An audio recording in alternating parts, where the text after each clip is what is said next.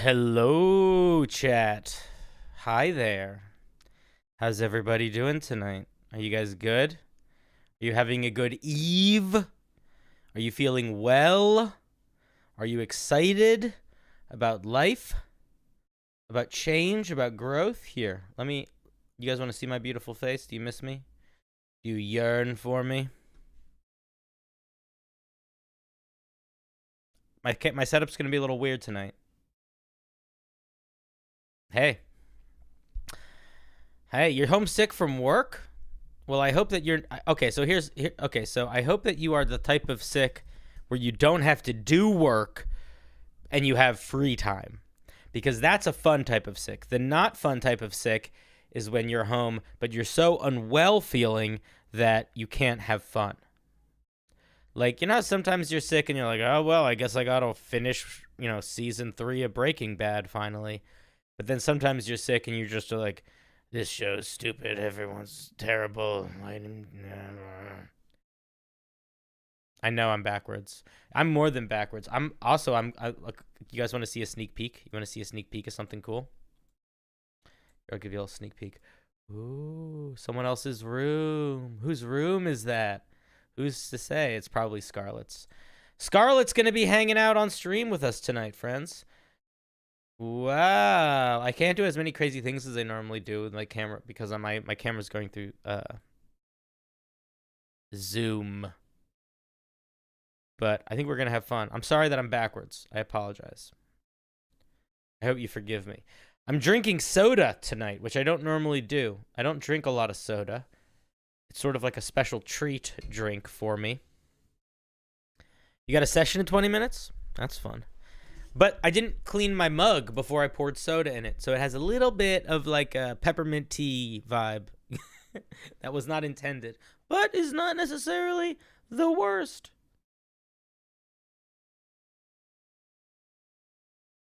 Thankfully, you have your Switch and the podcast. Oh man, I need to get a Switch. So the so I'm on this podcast called not called Critical Role. That would be. I'm on this podcast called Unbalanced Encounters. And the dungeon master of that podcast is not particularly a video gamer, but he loves Breath of the Wild. Like, loves Breath of the Wild. And it has made me want to play Breath of the Wild. His love for it. So I've never owned a Switch, and I can't decide if it would make sense to get a Switch just for playing Breath of the Wild. I don't know how much money Switches cost. Oh, guys, look at my biceps flexing in this shirt. Look at that. I look so strong. You guys see that? Boom, boom, boom, boom, boom, boom, boom. Look at my muscles. I don't normally... Not bad. I'll show Scarlett when she gets here. She'll be very impressed. I'll wait till she goes live with her whole chat. We'll show everybody. They'll all see the power. They'll all see the power. Have you guys seen the D&D movie? What'd you guys think of it? I saw it. It was pretty good. I saw it with my dad, and the movie theater. The movie theater had the volume way too loud, like loud enough to the point that my dad had to put paper in his ears. And I went to the front to try to ask someone to fix it, and then I talked to one kid. He couldn't help me because everyone that works at a movie theater is 14. So I found another guy. He told me to find the manager. The manager also was basically 14. And then I told the manager, and I said, hey, can you lower the volume in this theater a little bit? It's like too loud. And he was like, yeah. And then they didn't lower it. So I liked the movie, but I actually didn't love it. And I can't tell if I didn't love it because it was just pretty good or if it was because the whole movie was just too loud and my head hurt a little bit by the end. So I think I might need to see it again with better volume. That's my story. I'm sticking to it. Do you guys want to know what we're doing tonight? Or should I wait? Should we all just sit patiently? Patiently. I don't know when Scarlett's coming back. Oh, she's back. I hear her. You guys can't hear her yet. I'm live. I'm talking to my chat. What's up, Scarlett? Are you back? Are you ready to be on camera? I have you strategically off camera now. All right. Okay. You are no longer muted. They can hear you. Hi, Cinderblocks chat. You can put me on screen. Mama, Let's. no, no, no, no, I'm gonna no, unmute us on mine so we can warm people up to no. the idea that we're coming back. All right, guys, this is Scarlett. I don't know if you know her. She's pretty cool. She is more of a Twitch streamer than I am. She's been around Twitch for a while. She knows all the cool kids.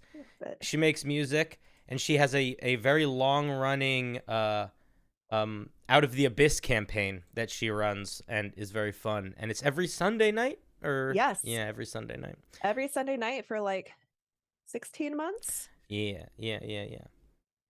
And hi, everybody on my chat. This is Cinderblock. Oh, you're live too? Cool. What's up, Yeah. nerds? What's up, nerds? He was a TikToker, but is now a YouTuber, I guess. Who knows? But I met Cinder on TikTok, and Cinder is like, when it comes to the rules of 5th edition, you're my go-to. Oh, that's very kind. That's very kind. You're my go-to. I'm And wrong. just- I'm also wrong sometimes, though. It's not about whether like your frequency of wrongness, because I don't think you'd be opposed to correcting errors. It's more that like you have a really good understanding of the game balance and you see the game through like a game designer's lens. And so that makes you quite fun to work with. I accept, but I don't know how to respond well to compliments, so I'm just gonna say I accept. That's perfectly. I That is accept. perfectly acceptable. I was gonna pull What's up up, a window. Troy? Arc Fiend. Oh yeah, I was gonna pull up your stream so I could lurk in there. All right. And see There's your more chat. people. More people are in my YouTube than on my Twitch. I'll I go think to I only have a YouTube. hand. I think I only have 2 or 3 people watching on Twitch. But also, I love you, Twitch Yeah. watchers. I love you. I don't not love you. How do I? Okay, first of all, I need to get on the correct YouTube. I see you, some dude. Some dudes out there watching on Twitch. I see you, some dude. Let's see. I see you, Bibsy. What is this, Bibsy and I'm gonna statue? type hello for the first time in a YouTube live. All right, do it. I'll watch. I'm waiting. We'll see how long it takes for me to see it. Ah. Oh, I see it immediately. So, guys, that is Scarlett on YouTube. If you're not following her, you should. She does a lot of. She's been doing more like almost like Lord. Like she has a whole series on dragons that's really interesting, and she's trying to break it into that YouTube scene. And she knows how to do a lot of things that I don't know anything about, and it's very fun to play with her. I'm trying to think of one thing I know how to do that you don't know how to do. Everything having to do with virtual tabletops, anything musically. You know what? I know how to put a blur filter on OBS. Yeah, I don't know how to do that. I don't know how to do that. All right. And it's so funny you should bring up YouTube because today we are filming a YouTube video live. Let's Sorry. go, YouTube. If you hear any crying in the background, there is a full-grown gnome that lives with me who is quite cranky when he gets drunk. Oh, those guys are the worst. Scarlett, can I say? Hold on. This is my YouTube channel name. Yeah, post that somewhere. I said hi. That's the YouTube. Hello. That's not a nice thing to say about Steven. Oh. All right. Does YouTube have emotes? No. Kind of. The emotes aren't good. It's not a know what? lot of that stuff is not as good as it is on Yeah. on what's the machine? Twitch. On Twitch. Yeah. Cool. So I got a pot of coffee brewing to help me focus a little bit. Cool. I decided to be responsible and not drink alcohol. That might Wild. change. Wild. Depending on how things go. And to my chat, I will be reading. I've turned off alerts so that it doesn't because again, this is like a new overlay. This is going to be made into a YouTube video. But we will be opening up, post your questions and stuff, because I would love to do question and answer segments. Yeah. But forgive me if I feel a little like I'm not as attentive as normal, because we have to also be respectful to Cinderblock's chat as well. You don't have to be. Don't give them any ideas. We give them an inch, they're gonna walk all over us. Okay. They have to earn that respect, and they know it, right? You guys fucking know it. I'm not here to love you. I'm here to help you find a way to love yourself through harsh critique and aggressive compliments or whatever. Blaze, I think the reason you see the Twitch faster because Twitch's infrastructure for live stream is just older. That's like more. I think Twitch has been in the game a little bit longer. Yeah. There's some pluses and minuses. Dark, yeah. Somebody in my chat said they're here to make us money. Yeah, well, yeah. Ooh. Gotta pay the bills somehow. Keep doing this. Yeah, that's true. How else can I get a sink in my room? What do you want to do tonight, Scarlett? I want to talk about building a one-shot. Okay. I think that's a good idea. Yeah, one-shots are wildly popular. I really like them because they're very non-committal, and it gives me an opportunity to play with like more people more regularly. Because like with Out of the Abyss, it's the same 8 people. 8 people. That's a big group for over a year, and yeah. I have so many friends I want to play D&D with, so I'm a huge fan of one-shots. I also like one-shots because they allow you to do like extreme stuff, and you don't have to worry about it too much. Like you can run a one-shot where everybody's squirrels, or you could run a one-shot that's based on Pokemon, or you could do a one-shot based on like a video game, maybe like a Diablo one-shot, for example, might be an interesting thing to do. That is so like coincidental because I just happen to have this like picture of, I don't think that's Diablo, but it's a picture from Diablo. So I think that building a Diablo 2 one shot would be a lot of fun. And we would like to tell you guys or walk you through our like process on building encounters. I think encounter building is like a huge part of the prep, especially if you're homebrewing, which we are. Yeah. The goal of this stream, which will in theory turn into a video, but the goal of this stream is to go through the process of making a one-shot, but we're not going to be building it from scratch. We've already put a good deal of the legwork in behind the scenes, but we're going to talk through the thought process that we had to try to get you guys, if you're curious about running something like that, especially just for your friends or for something for, just to try it out. It's not that hard. And you can do there's a lot of fun little tricks and things to do, and also things that are important to think about that we will all, in theory, help you with, and then get into tangents on and forget what we're talking about. Which I'm sure is going to happen so many times. But let's staying on track. So the first thing that we should talk about is like when designing your one shot, it is really important to kind of figure out what the goal or the vibe of the one shot is. We already know the vibe of the one we're working on today, Diablo 2. For those of you who have ever played it, it's dark, it's gritty, it's brutal. But what is the goal? Is it to like scare the crap out of your players with some like crazy role play and horror? Is it to just like push and stress out the mechanics of the game and push it to the limits? What are some other goals, Cinder, that you could think of? Well, the goal, I almost want to say that I don't think what the goal is matters at all. Like, what matters is that there is a goal, and that is like the driving thing, because what ends up happening a lot of the time, whether you're making a one shot or you're like writing a story or anything, is when you start building it, you start coming up with new ideas and you find yourself going down rabbit holes. And then what a lot of the time will end up happening is you'll end up spending a lot of work on something that isn't actually that important in making it be the thing you want it to be, or it can it can sort of lose steam. So being able to define the goal of it is almost like it's like a beacon to guide you through the forest. So if, for example, your goal is like what Scarlett said, to write something creepy or spooky, then you need to think about everything you're building in that game with that lens. Not to say that everything needs to be creepy and spooky, but does everything work towards accomplishing the creepy or spooky goal? Exactly. Yeah. And kind of identifying, is this going to be a combat heavy game? Is this going to be a role play heavy game? what's the tone?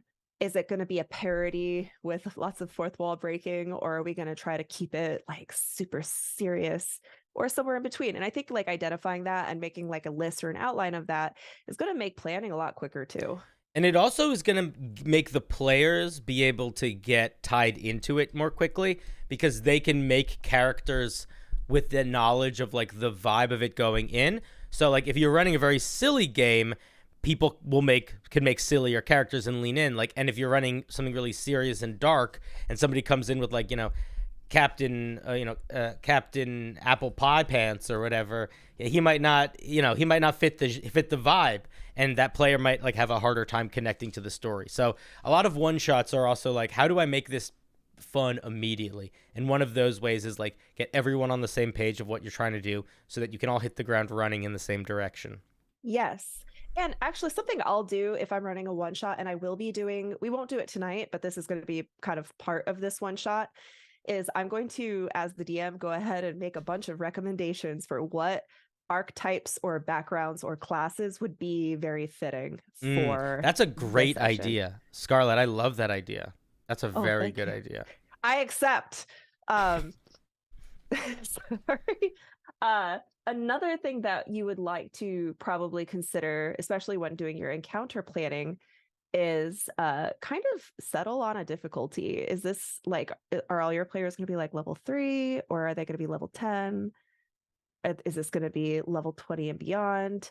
Because that's essentially going to dictate your starting point when creating these encounters. Yeah. If you build something, the same plot for a level 3 party is going to be very differently played out if it's a level 10 party. Yeah. And it probably won't be as fun. If it's like role play heavy, I don't know. Sometimes as a DM, I'll do a low level one just so I don't get bamboozled. I have very creative players, and I'm like, I don't want you to have stupid shit that I don't know about that's going to ruin the whole gotcha. It was the guy in the mask all along. When you're running this is such a tangent, but when you're running Pathfinder games, is that a thing that you feel like more nervousness with, because Pathfinder is still sort of an unknown? Oh, I mean, I kind of just accepted it at this point, and I'm just very delighted when my players surprise me with something. I'm like, I didn't know you could do that. Like, I found out about the spell Inside Ropes. Inside Ropes? Guess what that does? Okay. I'm going to make a real guess. Inside Ropes? Yeah, make a real guess. Because my first thought was something nonsense. I'm going to pull up the actual description. So is it nonsense or is it cool? I can't tell you. Okay. Just guess what Inside Ropes is. Does it have to do with like a boxing ring? Like, are you like tying someone into a location? No. Are you turning their insides into ropes? Closer. Really? Do their bones turn into ropes? Should I read it to you? Yeah, read it to me. Okay. You pull. This is, by the way, this is a cantrip. Okay. I like when there's a warning action. needed. It's just somatic. Duration 10 minutes. You pull a large handful of guts from your midsection. Removing these guts doesn't harm you. You can use these guts as 50 feet of rope to help you climb. They help attach you to the wall. You move half as quickly as usual while climbing with your guts, but you can attempt a flat check whenever you critically fail to prevent a fall. Other creatures can use your guts to climb like a squishy rope, but the guts don't help anyone but you attached to the wall. If you let go of your guts are damaged, the spell ends. That is... I don't have words. That's sillier than I thought it was going to be. So when one of my players was like, all right, I reach up my dress and pull out. Oh my God. Dude, Pathfinder is so fucking weird. Yeah, it's a lot of fun. So Um, I just expect that to be surprised. yeah. Okay, wait. So let's refocus again. I brought us on a tangent. I will take responsibility for bringing Okay. us back. I know it's okay, Scarlett, but we must take responsibility of the way our actions impact the world around us, lest we be no better than the beasts. You know. So I wanted to say one thing also that I think we were talking about in terms of one shots that I think is a very good thing to think about when you're writing a one shot is how much homebrew do you want to include in it? Like, how much are you building things specifically for that one shot? The other side of that coin is how many things can you tweak and reflavor without having to write something from scratch to make something distinct for that one shot. And we do a little bit of both, I think, in the monsters that we are Yes. presenting here. Yeah. You'd be surprised how easy it is to just reskin a stat block. I remember watching one of your shorts, Mm. shorts that explaining how you could take the roper and change it up to where his like little tentacle ropey attacks could be like demon chains or like whips or Oh, so like lassos. I was like, oh, yeah, yeah. yeah, yeah, yeah, yeah. And I was like, that's so creative and it saves you lots of time. Yeah. Another good strategy to do with that is if you have like any particularly important NPCs, like a magical prince or something like that, and you're like, I want him to have a cool stat block, just find like a crazy magical creature and just give him those stats. Right. Yeah. And no one would know. You could Yeah. change some words or whatever. Which is what we do actually. We're going to use the website that you showed me, which is tetra-cube.com. It's a stat block generator. You just got to like fill all this little shit in. And then it makes like, what I thought was cool is not only does it make this little like stat block, but you can like save it as an image, as like a PNG. So if you wanted to make like a cool PDF, like if you're making a supplement or something and you want to have that like stat block look that people really like, you could do that. And I just think that's really cool. Scarlett, you left my disc. You left the disc. You're not. Oh, no. No, no, no. I did it. It was me. I made a mistake. Ignore everything I just said. I was about to blame you for my own mistake. I apologize. Mute yourself in Discord. I hear you twice now. I'm back. Sorry. Welcome back. I was like, oh, Scarlett, you closed the window. And it's like, no, idiot. I closed the window. Stop blaming the people in your life for your own problems, Cinder. I have my three screens set up here. So I have like, don't touch things over here. Don't touch things over, I just have helpful. I just have a garbage can full of wires. But yeah, this is TetraCube. TetraCube is super useful. What I like about TetraCube also is you can immediately, like, all the basic monsters are just in it. So like if you're like, I want to make a dragon type creature, you can just find like a red dragon in it, boom. And then you have all the stats for the red dragon and you can like edit them to be what you need. And then when it ends, it looks like you know, you get a nice little stat block. We look at adult black dragon. Boom. Yeah. And then all of the editing that you could do as far as the eye can see. Yeah. And it's not perfect, but it's very, very good for your basic needs. Certainly for a home game, it's more than enough for a home game. Oh yeah. The only thing I wish this had was like direct importing into Foundry. Mm-hmm. But I think maybe they do on their Patreon. Who's to say? This is like the free end side. People in my chat are also saying Cobalt Fight Club is good for an encounter builder. Cobalt Fight Club is a good encounter builder. This is not an encounter building website. This is a monster stat block building website. So the idea is you can start with these monster stats, like of the ancient adult black dragon, and then or whatever you want to start with, and then you can customize it or just start with one from scratch and you have the nice stat block ready to go. Yeah, it's like just like if you're building a supplement or something. Yeah. And you want that. So excellent. So before we I think I'm getting ahead of myself. Let's see. Going to my notes. So, okay, yes. last thing we said was customization versus rules as written. I think we decided to use kind of like a combination. For like less important creatures, we didn't have to really change anything. But for like iconic encounters, remember we're doing a Diablo 2 one shot, and it's important to invoke nostalgia from people who are really into Diablo 2, and that's a pretty iconic game. A lot of people's childhoods revolve around that game.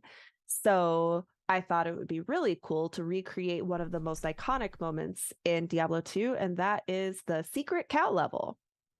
Someone has told me that I think Diablo did release like a third edition, or maybe it was second edition supplement for the cow level, but we're not even going to look at that. We're going to make our own for 5th edition. Yeah. From scratch. Well, not from, well, they were sort of from scratch. We're scratching something. Yeah, we're not like taking that supplement and like redoing it. We're just no, and it is the most iconic part of Diablo 2, and it's the best part of like Diablo 2. And if anybody likes any other part of Diablo 2 more, well, then I guess they're just welcome to their having their or they can have their opinions, I guess. Fucking opinions. Yeah. Yeah. Anyways, normies. So people who did play Diablo 2 probably remember the secret cow level. I guess we should just kind of like recap it real quick. Towards the end of the game, like after you've killed like all the major bosses, I think back in Classic you had to do it in like nightmare mode, but in the Reforged you could do it in any difficulty. But you would go back to the Rogue Encampment and Deckard Cain, or you would go to Tristram. You would get the Wurt's leg from the corpse of poor old Wurtz, who's a character from Diablo 1.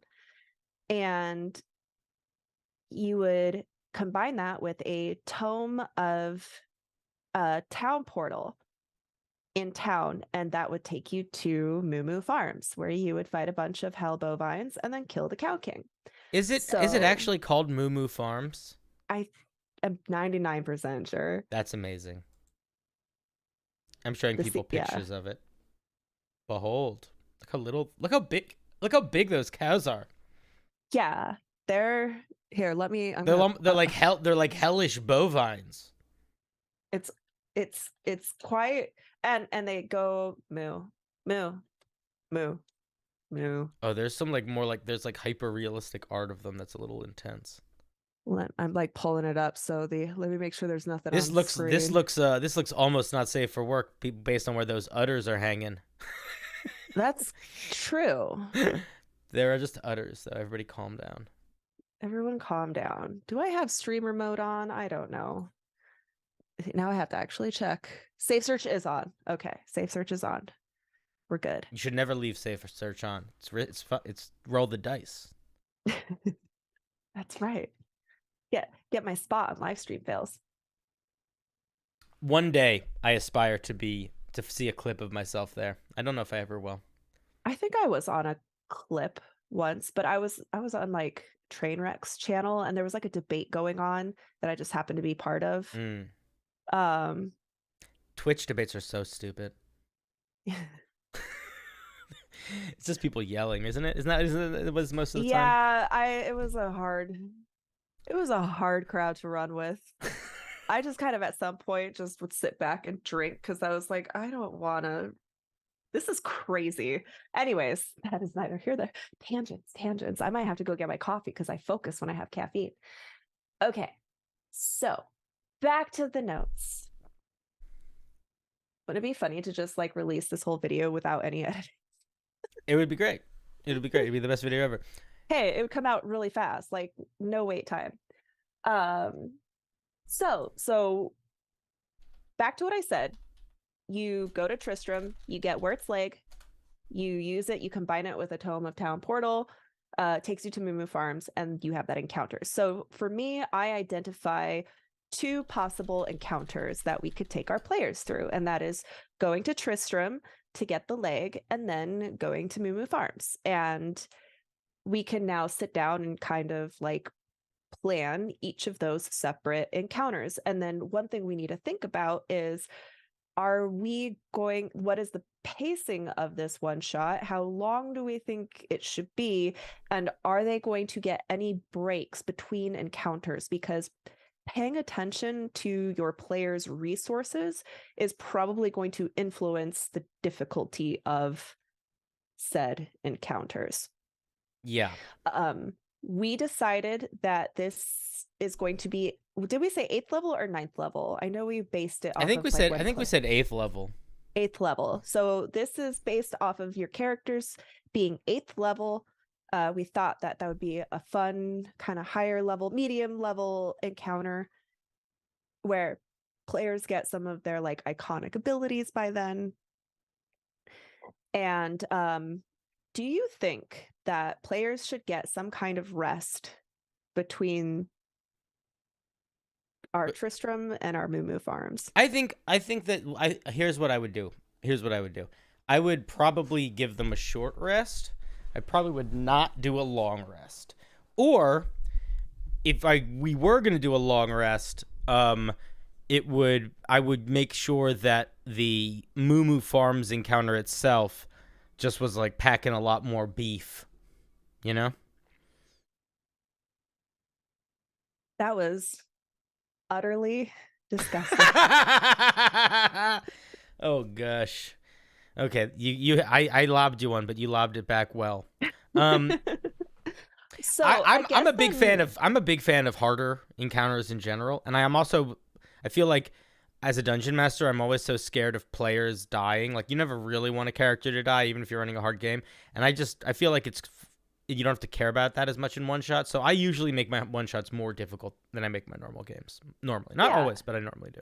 So this is really boils down to preference of the DM. So we could probably discuss as we flesh these encounters out. We could discuss, here's how I do it if they were getting a rest versus not getting a rest. Maybe like tone down this part if they're not getting a rest.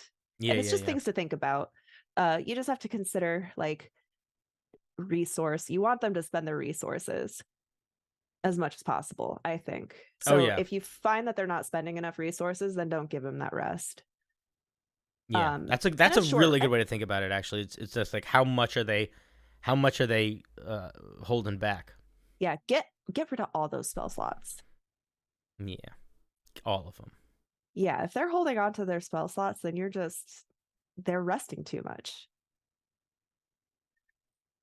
Arresting development. I rest my case. Guys, I just want to say, now I know we're cross streaming here to a couple different streams, but I do like lurking in Scarlett's chat on occasion, and Flaza did leave a comment immediately. Like, that man is on point. He knows when stream starts. Oh yeah, that was impressive. That was impressive. Flaza impresses everyone. I'm gonna steal him. No, I know. Wait, was that the plan all along? Just trying to take my bots. Just one or two of them. Just one or two. Oh man. Yeah. What's up, Hermie? Do you know how like offensive it would be to like go into someone's stream one day and be like, my mods don't show up to my stream anymore. I wonder what happened. Hey, what's going on? Yeah, no, it wouldn't be the best. I accept. I won't do that. Everybody calm down. Hold your horses, all six of them. Braddock says, if you want me to use more spell slots, then fine, more counterspell. I will bait that counterspell out of you. Okay. Or I'll just ban it from the thing. 17 inappropriate jokes just charged through my brain, and I'm gonna hold them all in like a pressure cooker. Okay, so let's talk about Tristram. In Diablo, you show up to Tristram and the place is a wreck. It's on fire. There's undead and demons everywhere. And there are 2 Easter egg characters. They are characters that were from the first game. They were NPCs. You have Griswold the blacksmith and his young apprentice, Wurt. Wurt is known for, he was a vendor he's like a shady dealer in Tristram for the first game, and he was known for having like a crush on the local barmaid, so he was saving up all his money to like run away with her. Mm. So when you find his lifeless body to collect his peg leg, all his money comes out in like a little rain of shower, little shower of little sh- a shower of money, Yeah, a golden shower. a copper. It's more of a copper shower, I think, in his Yeah, a case. copper shower. That's much more appropriate too. Um, You're making all the jokes I was thinking I wouldn't make on stream. I didn't say nothing. So we want to kind of like nod to both of these characters. I know Mikan says this is going downhill real fast. Who said that? Mikan. Listen, Mikan. Which by the way, which is super appropriate for this stream, because for like the first half of Mikan's participation, my like dyslexia eyes was calling him Milken. I thought there was like an L. So I think there should be. That's a good name. Milken? So he had to like, by the way, it's my, or someone else called him Mikan who was in my stream. And I was like, wait, was it not Milken? And he was like, no, it's Mike. And I was like, oh no. That's so funny. Oh my goodness. Mikan is, he is the Cow King.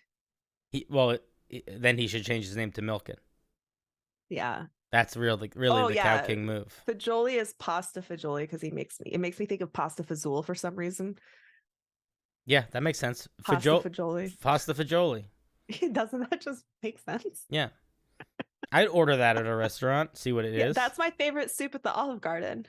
I haven't been to the Olive Garden in a long time.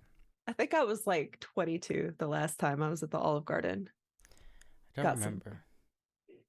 I was at the TGI Fridays, but that's another story for another time. Anyway, let's talk about, should we start with Griswold? Let's start with Griswold, and then let's work our way to the Hellbovines. Yes. Let's work through it in order of events. So Griswold, the fuck's his deal? Griswold was a blacksmith, and when you find him, he is a zombie, and he has the cursed affix. And remember, in Diablo, there's a whole thing about affixes, and they kind of like change what the monster does. Mm-hmm. I'm pretty sure Griswold always has the cursed affix, and he has a special curse, damage amplification, I think is what it's called. So we want to somehow replicate that. Yeah. And so how do we do that in a D&D context?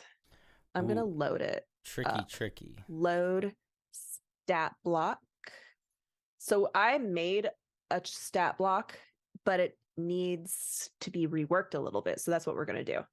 Yeah, and one thing that's really cool about, really fun about Tetracube is that you can save things locally and then pull them back up in the world of your stuff. All right, so let's take a look at this darling Griswold here. So we began with the Revenant stat block, but we need some changes because the Revenant has very, very strong themes that don't really make sense in the context of Diablo. Revenants basically die violent deaths, and then their soul kind of just needs to hunt down whoever they believe is the cause of that death and exact revenge on them, or they can't find peace. So a lot of the mechanics of the Revenant have to do with doing extra damage. They're like assassins, right? They're like undead assassins motivated by revenge. Doesn't make sense in a D&D or in a Diablo setting, but we don't want to weaken the monster either. Yeah. So we could probably just rewrite, instead of saying he is sworn vengeance against one specific person, we could say Griswold did die a violent death. He can select a creature that he can see, and he could blame all his problems on them, and that's a sworn enemy now. Yeah, there's a lot of things that you can do with reflavoring abilities that already exist. One of the main reasons why we initially talked about using using the Revenant to build Griswold off of is because the Revenant is a monster that is a pretty chonky undead creature, and that's kind of what we wanted Griswold to feel like, because Griswold is a zombie, and the Revenant is sort of like a zombie on steroids. That being said, Griswold does have some unique things. That curse of damage amplification, for example. And that is the kind of thing that we can 100% turn into a D&D thing. In fact, I think we may have already done so. Kind of. It just needs a little bit of love. Yeah. Do you want to talk about what we did so far, or do you want me to? Yeah, I will start it off, and then I'll pass the baton. All right. So the damage amplify damage curse. In Diablo, when Griswold hits you, there's a chance to curse the target and they take more damage. He's also usually accompanied by like a lot of skeletons or zombies. And some of these skeletons often do elemental magic damage. So we thought it might be fun if when Griswold hits somebody, they become cursed and they gain a vulnerability to a certain damage type that, while he might not be using, the enemies that he's accompanied by would be using, thus creating like a bit of synergy. We thought poison would be a lot of fun. So we gave that the kind of damage vulnerability, and we will surround him with skelly boys that lob poison balls at you from afar. Yeah. That's nice. So we're still accomplishing that goal of when he gets you with his thang, you are going to be vulnerable to damage. But because by the very nature of like anytime we're reflavoring something for D&D, we have to keep in mind what that initial thing was trying to do versus what we're trying to do. And Diablo has a lot of synergies to D&D in its style, but it's a very different game in how it plays because, for the most part, you're one person.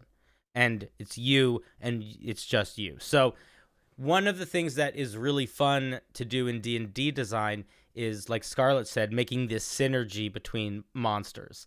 So by having it so Griswold doesn't necessarily do the extra damage, but by having it so when he gets you, his minions do extra damage, it creates this weird gameplay loop where not only is it like the person who gets hit is, a little bit more like, oh, maybe going to be got, but everyone is now just has to make the decision, are we going to attack Griswold and try to take out the main threat, or are we going to, use our actions, use our action economy to take out his skelly minions, or do things to try to protect the person that is getting focus fired by the skelly minions. So it just heightens everything a little bit in kind of a nice teamwork way. Exactly. So I have one little weird note in here. I did not know if this damage amplify damage curse should be something that is applied on a successful hit no matter what, or if we would then force the players to make a saving throw. My gut tells me the saving throw is the right move, but because he still has to roll to hit you, he has a +7 to hit. What do you think that the saving throw is necessary? I actually think because... Ooh, did you hear me whistle just there? Sometimes I whistle between my teeth.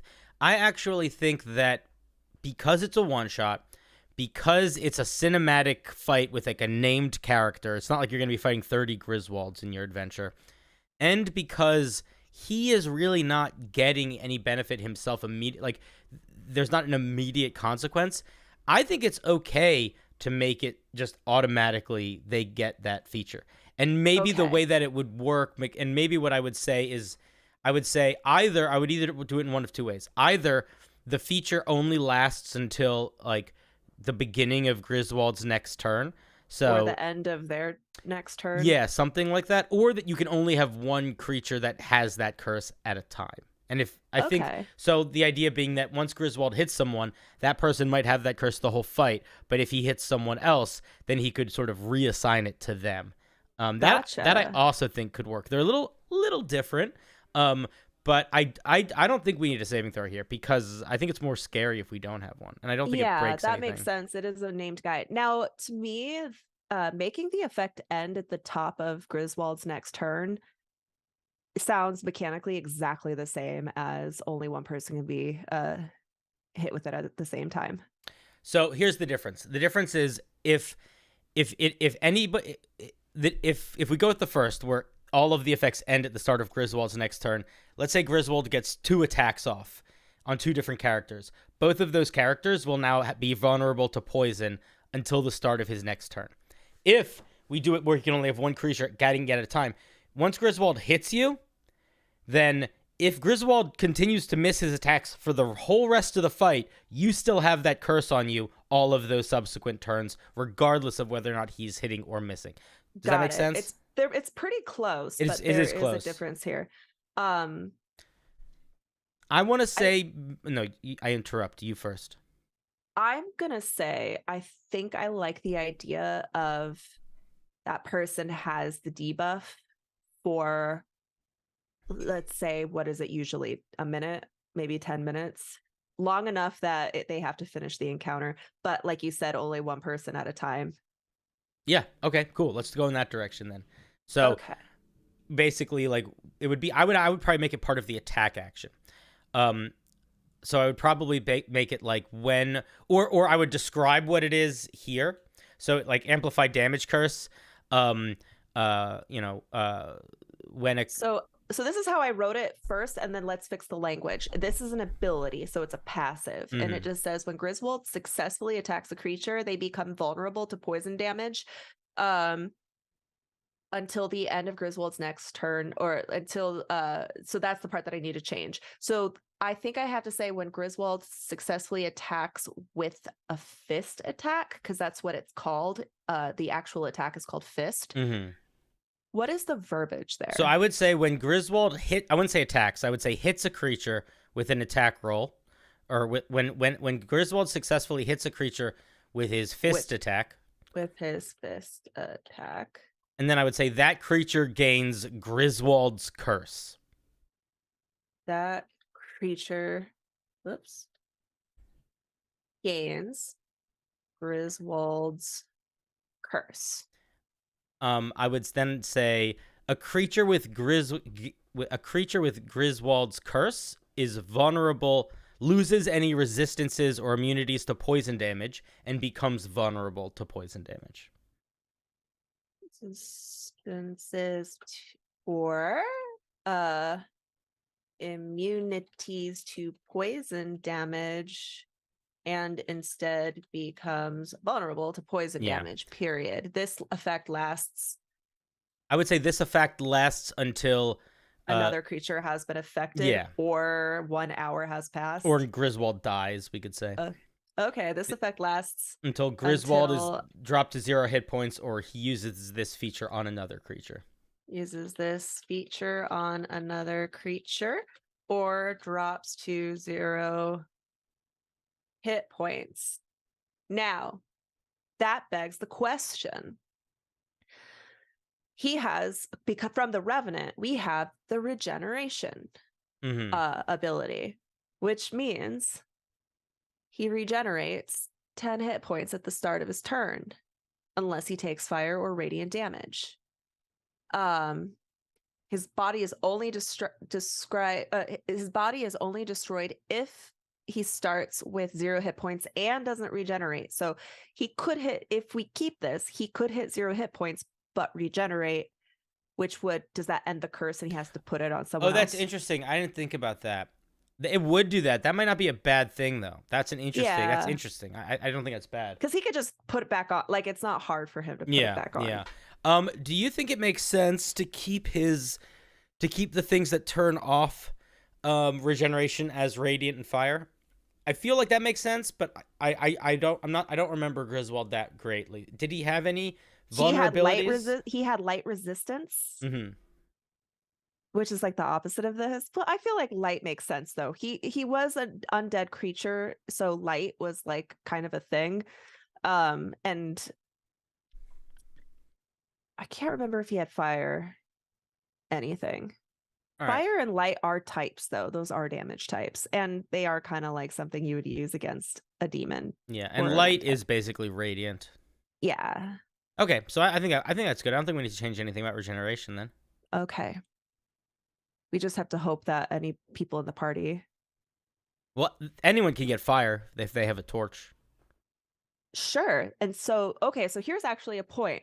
If you design your one shot to have like a trick, you got to make sure your players have access to that trick. Yeah. So not everyone's going to make a player that has fire, so make sure that they have a torch in their inventory. Or make it so that, you fight Griswold, if I remember correctly, like in this sort of like abandoned looking basement-y structure. There could be torches in there. There could be chests with torches. Like, there could be there's like fire on the walls. Yeah. It's all fiery. There could be a little bottle of alchemist fire somewhere. How would you hint to the players that they have this form of regeneration and how they would figure out what the damage types are? I would probably do it in. I would probably not give any clues about it initially, until they saw that he did regenerate, so that moment could like land as scary. But then I would probably also create situations where it is very clear that he avoids fire. So like, let's say in the dungeon where you face him, there should be probably some lit torches on the walls. And so maybe he actively avoids them, or like does not like being near them, and that can kind of like hint like, and this could actually work because they're going to be in Tristram. Tristram is a blaze, so you could find him in like the blacksmith's courtyard, and like a piece of ceiling falls and is on fire, and he like steps out of the way and goes. Yeah, like in Freddy vs. Jason, when Jason gets scared of the water pooling out. That's such a weird reference, but yes. Okay, awesome. So we have that. We have our amplified damage curse. That was the most condescending awesome. I accept. What was condescending and awesome? When you said no, you said, and when I was talking about some random movie, you're like, awesome. All right, we're back to this. Only because I was embarrassed because I haven't seen it. No, don't be embarrassed. It's a bad movie. Don't worry about it. I was like, I don't know. No, this is a bad movie. Don't even worry about it. All right. Cool. I think that's a really elegant way to solve that problem, is like using the burning of Tristram as a part of it, because that also ties in your monster. This is one of the things that I think is really important for when you're running a one shot, because everything for the one shot should be working towards, like we said at the beginning, like the goal of that one shot. So if you are going to make a monster have specific damage vulnerabilities, it really beholds you. It really beholds you, beheaves you, behumthings you. It's really good for you to include that in like the design of the story and the level. So like, I think this is just like a really wonderful happy accident, because like Tristram Ablaze is a great place to fight a creature that doesn't regenerate with fire, because right.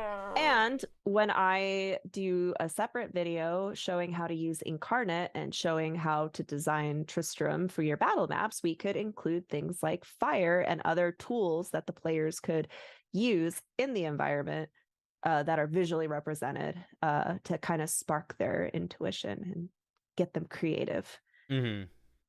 Yeah. Excellent. Speaking of burning ablaze roofs, it's going to be terrifying when the players look up and notice that standing on the rooftops and standing kind of back, lobbing poison blobs at them, are a bunch of skelly boys. Yeah. Oh, wait, hold on. Going too fast. We definitely need to finish Griswold. Oh, okay, fine. Let's finish Griswold first. I think the fist attacks are probably fine. I think if you wanted to make it feel more blacksmithy, you could reflavor it as like a smithy's hammer that he's hitting you with. Okay. But I don't think you need to. But you could if you wanted him to be like having his hammer. What if he like had his hammer like this, right? This is a hammer. And it looks like he's gonna hit you with it, but he just like punches you. I kind of love that. Like he's punching you with the hand that's holding the hammer. Yeah, like it's his fist Yeah. because he's a dumb zombie. I like that a lot. Okay, cool. I like that a lot. We didn't talk about this in our design, and I don't think it's super important, but in the same way that that's another opportunity to think about, like, if you were going to be putting him in the game. I don't remember if he drops any items, but he's likely to drop nothing like named. However, there is a set, like a you know how sets are kind of rare in Diablo. I think it's called Griswold's Legacy. I could be wrong. But there's actually a set, and you could make that loot. Yeah, or I was gonna say, like, you could make his smithing apron or his hammer, or like those could all be things that you could turn into simple magic items that the players could be like, oh, I have a new toy till the end of the session. But you also have to kind of realize this is like, and this would actually be a great time to give them a new toy because it's a one shot. Yeah, they'll have little toys for the end. That sounds like a whole nother video. Yeah, another time.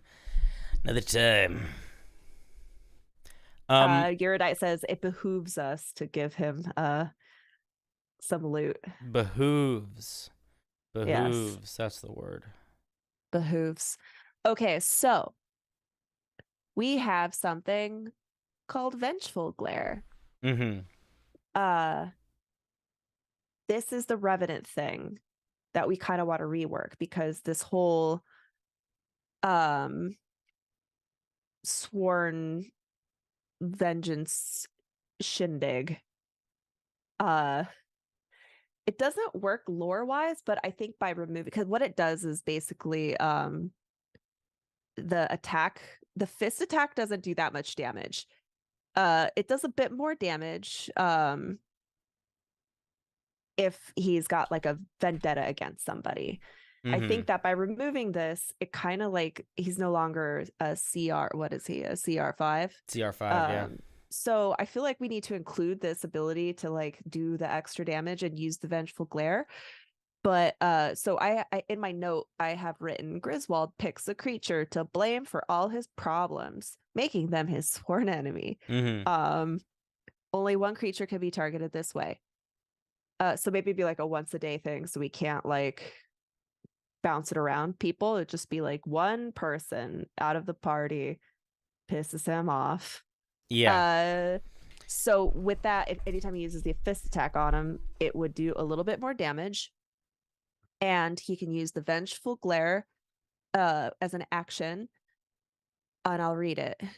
Griswold targets one creature you can see within 30 feet and against which it has sworn vengeance. The target must make a DC 15 wisdom saving throw. On a failure, the target is paralyzed until Griswold deals damage to it or until the end of Griswold's next turn. When the paralysis ends, the target is frightened of Griswold for a minute. The frightened target can repeat the savings throw at the end of their turn with disadvantage if it can see Griswold, ending the frightened condition on itself on a success. So I think that we could go in one of two ways here. I think we could keep it exactly as written and go in the direction that you have right now, which is where we use flavoring to make it fit the narrative that we want to tell in this one shot. And I think that's what we should do. I also think if we really wanted to, we could sort of tweak it a little bit so it's just sort of like a special attack or a special ability that, like, almost like a dragon's breath weapon, where it's just like a thing that he can occasionally do. I was thinking, What if he swore vengeance? What if we stick with your first idea, where we reflavor the sworn vengeance and we make it narratively tied into the story? So, like, when you are searching through Griswold's burning smithy, the first person that breaks anything there is the person that he gets upset with. Yeah. You know? And you could sort of create a situation where you sort of tempt the players to break things or make it so it's even hard not to. You see a bunch of clay pots. Yeah, clay pots. Yeah. Or something like that. But basically make it so it's like, it's almost like the players breaking something could even be what triggers the combat encounter, where it's like you just see all of these, like, there's skeletons and there's zombies and regular things, but then when you break something, you hear a voice be like, "That was not for sale," or like, "You break Yeah, it, it could you be like, buy "No, it." break pots." Yeah. And then he can trigger that ability on that person and then jump into the fight. And that way it also Excellent. feels like it ties into the thing. And it also, in a weird way, I don't know the lore of Griswold greatly, but it does sort of give his character a little bit more personality too, by making this feature Yeah. like something that he is doing because of you breaking some of his stuff. Yeah. Or breaking his stuff, or maybe we could put some chests of his things, and when I design the level, we could have like a courtyard where all that stuff is happening, and you're in, and that's like a big nice arena space, and then that's where the skeletons can pop up on top of the wall that's around the courtyard, all aiming down at you, lobbing poison bolts, Poison goo bolts. goo balls. Well, if you say so. Bolts is the appropriate term. I didn't say bolts because I don't want people to think they're shooting like crossbows. No, but there's chaos bolts. That's a bolt, that's right? true. You could call it an orb. Witch bolt. Yeah, orb. I think orb is fine. Poison orbs. You could call it a tetrahedron. If you wanted it to be like a four-sided die. I think the first time someone told me a tetra or a deca, what is the 20? Dodecahedron. Dodecahedron. I read that word and my brain exploded. I was like, Gesundheit. Shamefully, that was not that long ago. It's a weird word. There's no reason to know it 99% of the time. Only when people are like, "Hey, do you like rolling your dodecahedrons?" You're like, "Excuse Somebody you?" suggested bulbs. The poison bulbs. Oh. It's kind of an interesting word. It almost makes me think of like onions. Yeah. I think they were thinking like flasks of you. poison, but what's funny is like onions getting in your eyes kind of is reminiscent of poison gas. Yeah. See, this is if you were going in the direction of parody. A bunch of skeletons appear, start lobbing rotten onions in your face. They cut the onion and then throw it at you. You're blind. The onion, I mean, I'm a big fan of silly design, and I think that you could build some very interesting monsters or subclasses or items around ideas of like, what does an onion do to a person? Yeah, I like that. Somebody in my chat said spheres also. Yeah, spheres could work. I like orbs. I think orbs is tight. It's not too hectic. Is there anything else you think Grizzy needs? No, I think that like clears it up. I obviously need to like write out clean this up, but I have my notes in there. So I think that's Griswold. Like, I almost want to suggest that Vengeful Glare is more of like a layer action, right? Like it's something that's happening because of the way the players are in the environment. I like that idea so much. That's fun.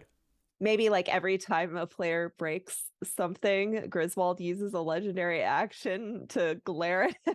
I don't think. Well, no. Then it would. If he could get everybody more. I think he needs to only be able to do it once. I think it's too strong if he can do it every time. Okay, or it would just change. The target would change. Oh, that's true. Yeah. Because it would be funny every time players use their movement, they have to roll a dex save or break something. That's kind of fun, actually. That's a cool idea. And then you have like players could be like, "Oh, what if I swing on a chandelier?" It's like, yeah, you won't break anything, but like the check is harder. It's outside. It's in a courtyard. You're right. Yeah. They can't sneak out of here. I mean, if they could creatively come up with a way to not break something, I will say it breaks. If they could use inside ropes. I think that would just kind of make a mess. It says Griswold's immune to the frightened condition, but I feel like that would be the one like exception. Yeah. People seem to really like the idea of Griswold's vengeful gaze coming from vandalism. Yeah, so maybe it switches, and maybe also he, like, as the DM, it's not like required, but it is recommended that Griswold tends to head towards who he's gazing at. If Yeah. he can't reach that person, he'll attack someone closer.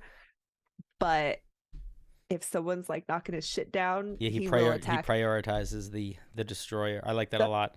The paralysis thing is a bit strong, but at least his fist attack would be more potent. And well, and also it takes his whole action to use that feature, right? So like if he's The vengeful glare, yeah. so even though it will paralyze somebody, it's like if he's not doing anything else that turn, so everyone else can just wail on him. It's you know? just it just basically stops them from using their action because Yeah. it says they're paralyzed until Griswold deals damage to it or the end of Griswold's next turn. So if he's choosing to paralyze him, the next turn he's going to attack and he's going to have advantage. I like that. And I think if they're paralyzed, it's an automatic crit, isn't it? It is. So as a DM, you could have fun with that because it's like either you could just be simple about it and just be flailing your fists all the time, or you could be really mean and paralyze and then next turn. But it also gives your players an opportunity to, oh no, we gotta save Jimmy. Jimmy, no. It does. It puts a target on someone, which I think is fun. Yeah. Where I need to find a place to put the notes in because we can't forget this. Just throw them into space. Okay. I'm going to put, so this is how I do the work. Note. This is so hard to ignore because it doesn't have the pretty formatting. Vengeful glare will be aimed at players who break his shit. Every time players use the move action, that might have to be like actually kind of like specified. You might want to make that like an environmental thing that's not on his stat block. That's a note for me. Mm-hmm. Oh, because I see. agree with you. I would want that as like an environmental thing. Players use their action to move or the move action. Just move. What's the appropriate wordage for that? Because if they teleport, I would say whenever a player, because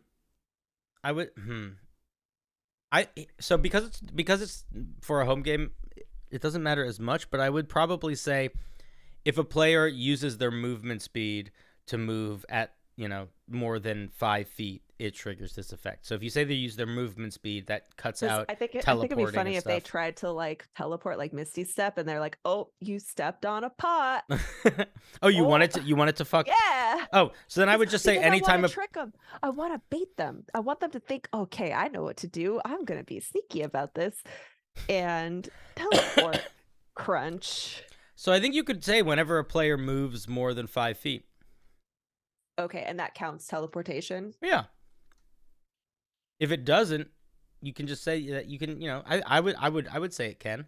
I think that because I get a dex save too to avoid this, so it's not too punishing. Man, what courtyards aren't littered with pottery these days? Somebody said, "Why is this courtyard littered with pottery?" Because it's for a game. Because Griswold loves pottery. Because it's the whole town is in ruins. Yeah, and so they needed a place to keep all his stuff. Yeah, he doesn't want it to burn up in the fire.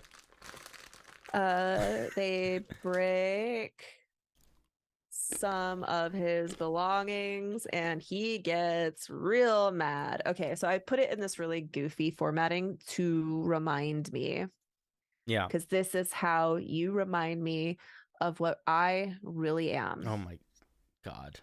I'm going to go stick my head into a tunnel. Let's see what that's what 2 stat blocks look like. What do you think? 2? Or 2 columns. So I don't think this one needs a 2-column one, but I think it's fine. Depends on just the shape you like.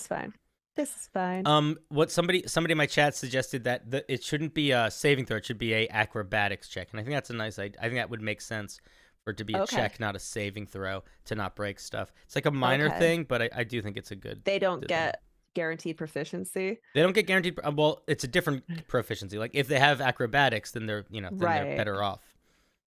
Or if they have a thing an ability or a spell that allows them to add a bonus to a skill check, it would affect that. So like guidance or there's a handful of features that buff skills as opposed to saving throws. All right. Updated.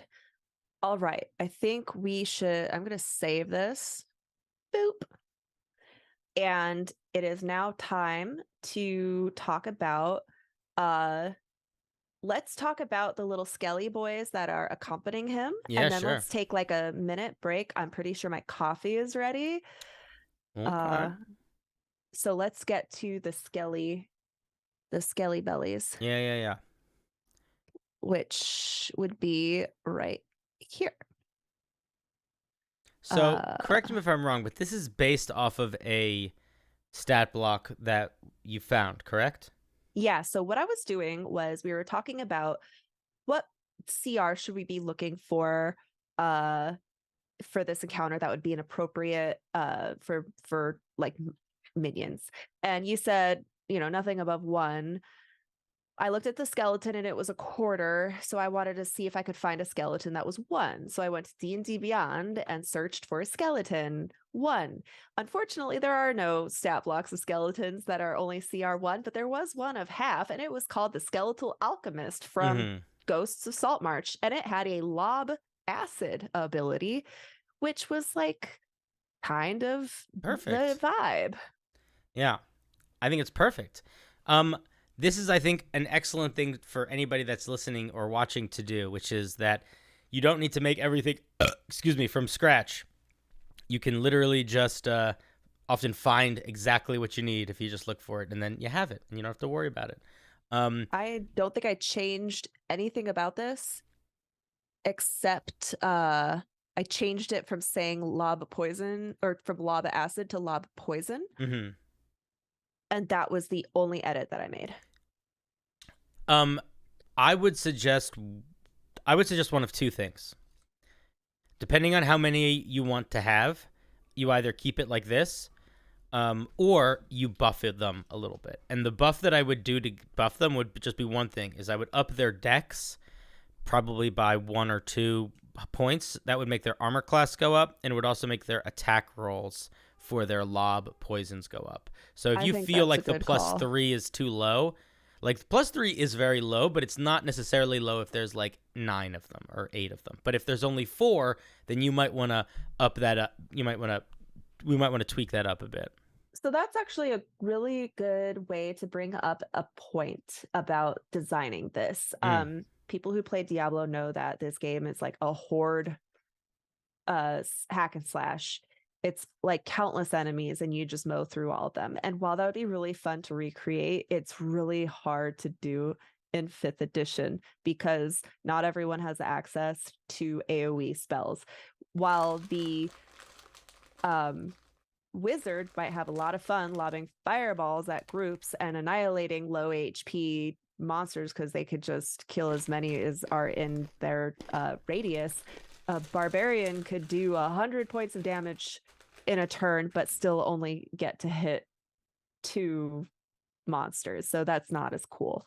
Yeah. So I think that going for smaller mob counts to not small, but like not Diablo size. What do you think is an appropriate number of minions for a party of 4?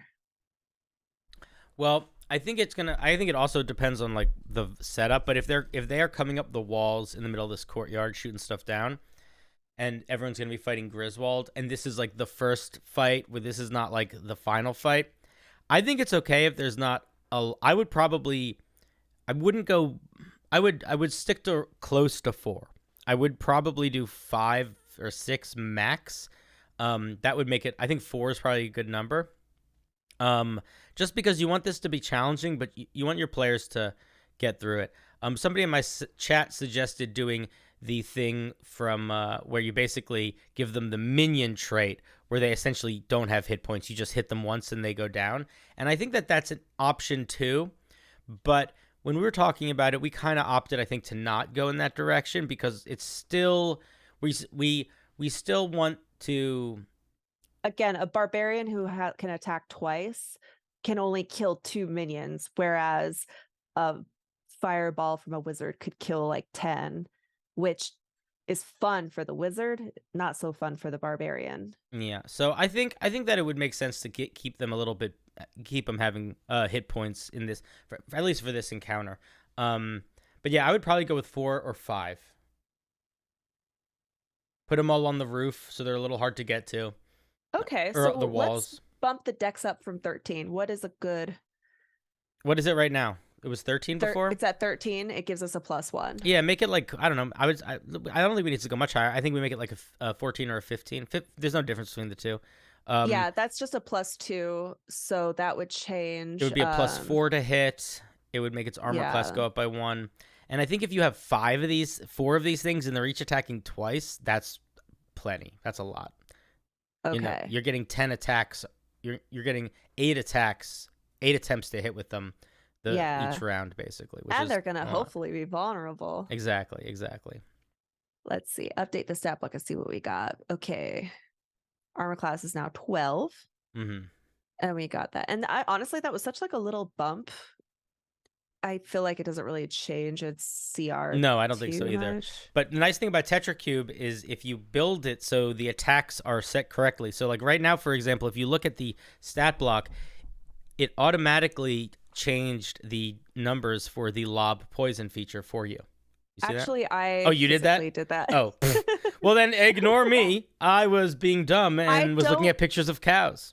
I don't know if this is all just text. It's not like math. Oh, I thought you could. Looks like there's a preset with formatting, but yeah, so you can mess around with that. I don't know how to use that. Yeah. So that one can mess around with that if they want to, but they definitely don't have to. In theory, could you fold in a form of AoE damage into the monster, like excess damage carries over into a group? Yeah, there's cleave mechanics that I've heard people use before. So those are really cool things you could definitely incorporate if you're doing this as a one shot and you're homebrewing a lot.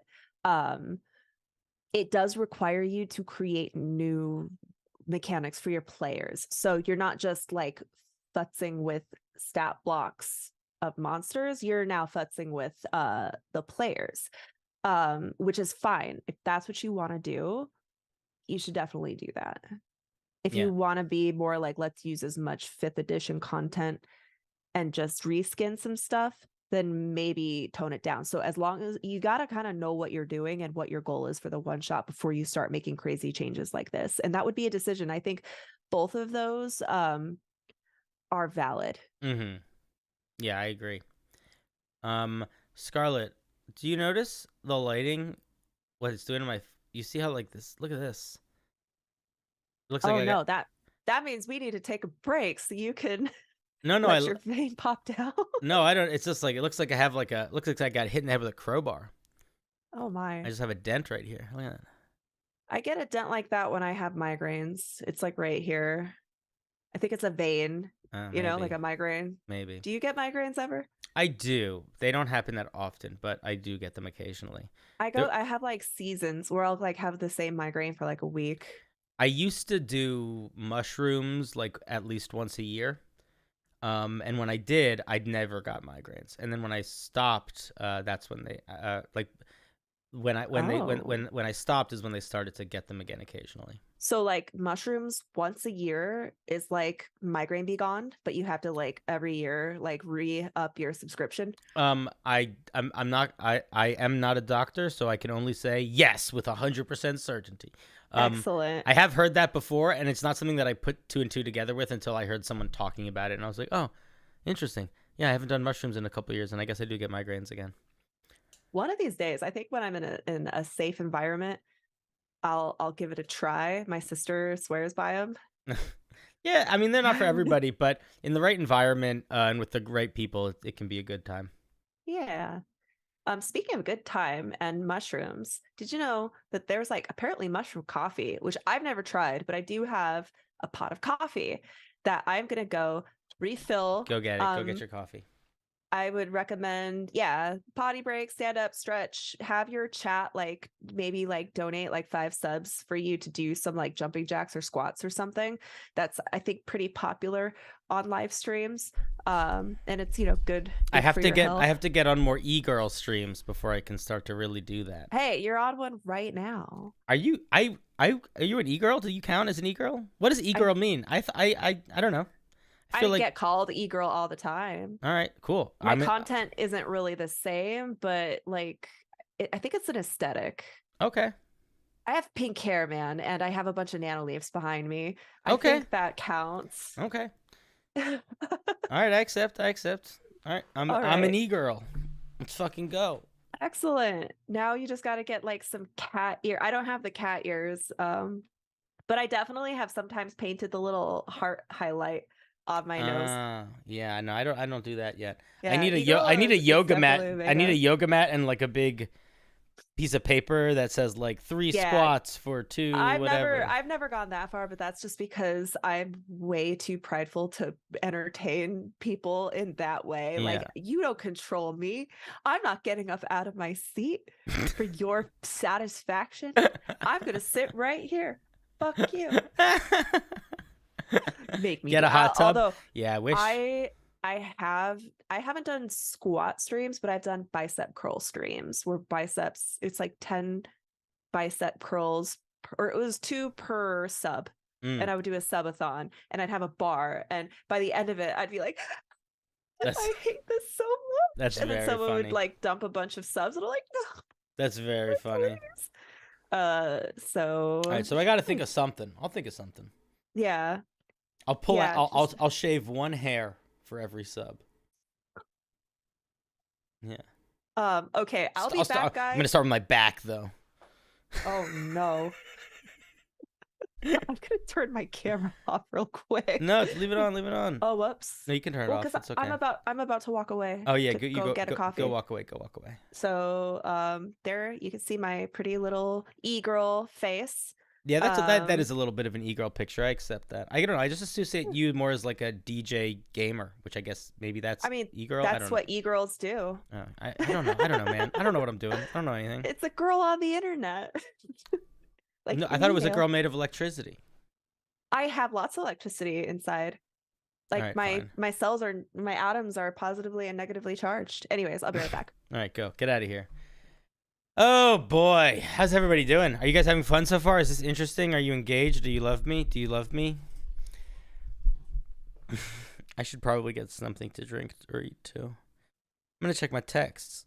I'm going to my brother's having a bachelor party this weekend, so we rented a cabin. It's gonna be fun. People are getting excited. Hey, Ebony Crow, what's up? You guys want to hear a song? Too bad. I got no music for you yet. I am making a music video. I'm on my way to 30,000 followers on YouTube. And when I get to 30,000 followers, I'm going to release a song. And it's very hard to record songs when you don't know how to do it, which I don't. So it's taking a while. It's taking longer than it should. I can sing the song. I could sing the song all day. But I'm trying to record it in Logic or something. But anyway, we'll see. Oh, it's me, Scarlett. I'm good. How are you, Dean? I cut off all my hair and glued it to my face and moved into a basement. And now this is me, Scarlett. Behold. They used to call me Scarlet 64. They still do, but they used to call me it also. You know? I don't know if you can hear me, or if you're even there. I don't know if you would listen. Do you guys, you know what? I just think it's so funny. So for folks that are watching my stream, Scarlett is a streamer that's been streaming for a while. She blew up kind of through like the DJ streaming scene, and has transitioned somewhat into the D&D TTRPG space. But I whenever I just like singing stupid songs on her stream, because it's like she's like an actual music. There's like the actual music fans there, and then I can just make them have to listen to me. Somebody, what did you say? You said bachelor party. That's the next dose of shrooms. No, no, no, no. I don't like, mushrooms aren't a great party drug. If you want to do a party drug, there's better hallucinogenics for that. Oh, thank you for the subscribe. Thank you, thank you, thank you. Thank you, thank you, thank you. I feel so subscribed to. It's very exciting. Welcome. Welcome and subscribe. Subscribe and welcome.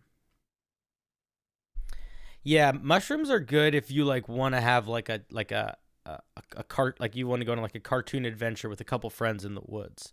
I think party it could be fun, but it might also just be too much. It might just be like, wow, there's a lot of stuff here that I want to look at and a lot of people that I don't want to talk to. This weekend is going to be mostly hanging out. The house that we're going to has a lake. So we're either going to swim in it or have some sort of horror movie experience. Ideally, a little bit of both.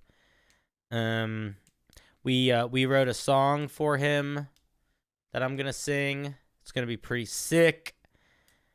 It's to the tune of "Can You Feel the Love Tonight," which is a fantastic song that I wrote 8 or 9 years ago. It's only medium thoughtful. It's mostly silly. Delport, if I could play the monster in a horror movie, if I'm ever having a horror movie experience, I hope I get to be the monster. Is Scarlett back? Yeah. Oh, she is. Hello. I come in and you were talking about like an emotional song or something. Oh no, I was saying that my brother's getting married. Oh. And this weekend is the bachelor party. And in my circle, bachelor parties are not particularly stereotypical bachelor parties.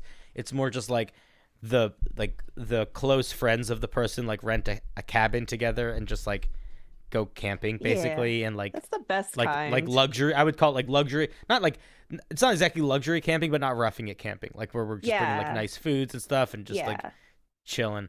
But I was saying that I wrote a song for him to sing. And it's to the tune of "Can You Feel the Love Tonight?" Okay. Wait, is it appropriate for us to ask for a preview, or are you going to save it for... I don't... We don't have to put it in the video. No. I'll sing it for you guys right now. Let me think if I can remember it off the top of my head. No. I know the song. I mean the song. The chorus goes... All right, I'm gonna change it a little bit so it doesn't have his name, but we use his name in the name, and it's so we say celebrate, but we take out part of the word celebrate, so it's just his name. So the chorus is, "It is," and my brother likes smoking weed a lot. "It is time to celebrate. Do you know who rolled that spliff?" And then there's other lines too, but it's like that. It's more silly than it is heartwarming. I love it. Yeah. Are you gonna play like a little ukulele or something? I have a little ukulele and I can play it, but I'm not planning on bringing it or playing it because it's mostly I don't like doing that in front of people other than people on the internet. Oh, I think that's great. Yeah, it'll be good. Can you smoke this weed tonight? It's basically what it is. Yeah. It's the song is mostly full of references to like silly things that he likes, like his favorite lunch meats, or like cool things that he did, or like intoxicants that he has liked over the course of his life. Is this your big brother or little brother? Both. He's younger than me, but he's like 7 or 8 inches taller than me. Oh. So he's my big little brother. So was that maddening when he passed you? Is that a guy thing when your younger brother? I don't think it was maddening. I do think it led to me bullying him more than I should have, because I think it was sort of like I needed to assert my dominance until I got older. Do you know what I mean? The boy mom in me is saying no.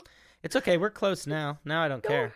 Now it's funny because my sister has a kid who is a little bit younger than yours. Like Leo's age. Yeah, much. Yeah. Like I think they're like a month or two apart. But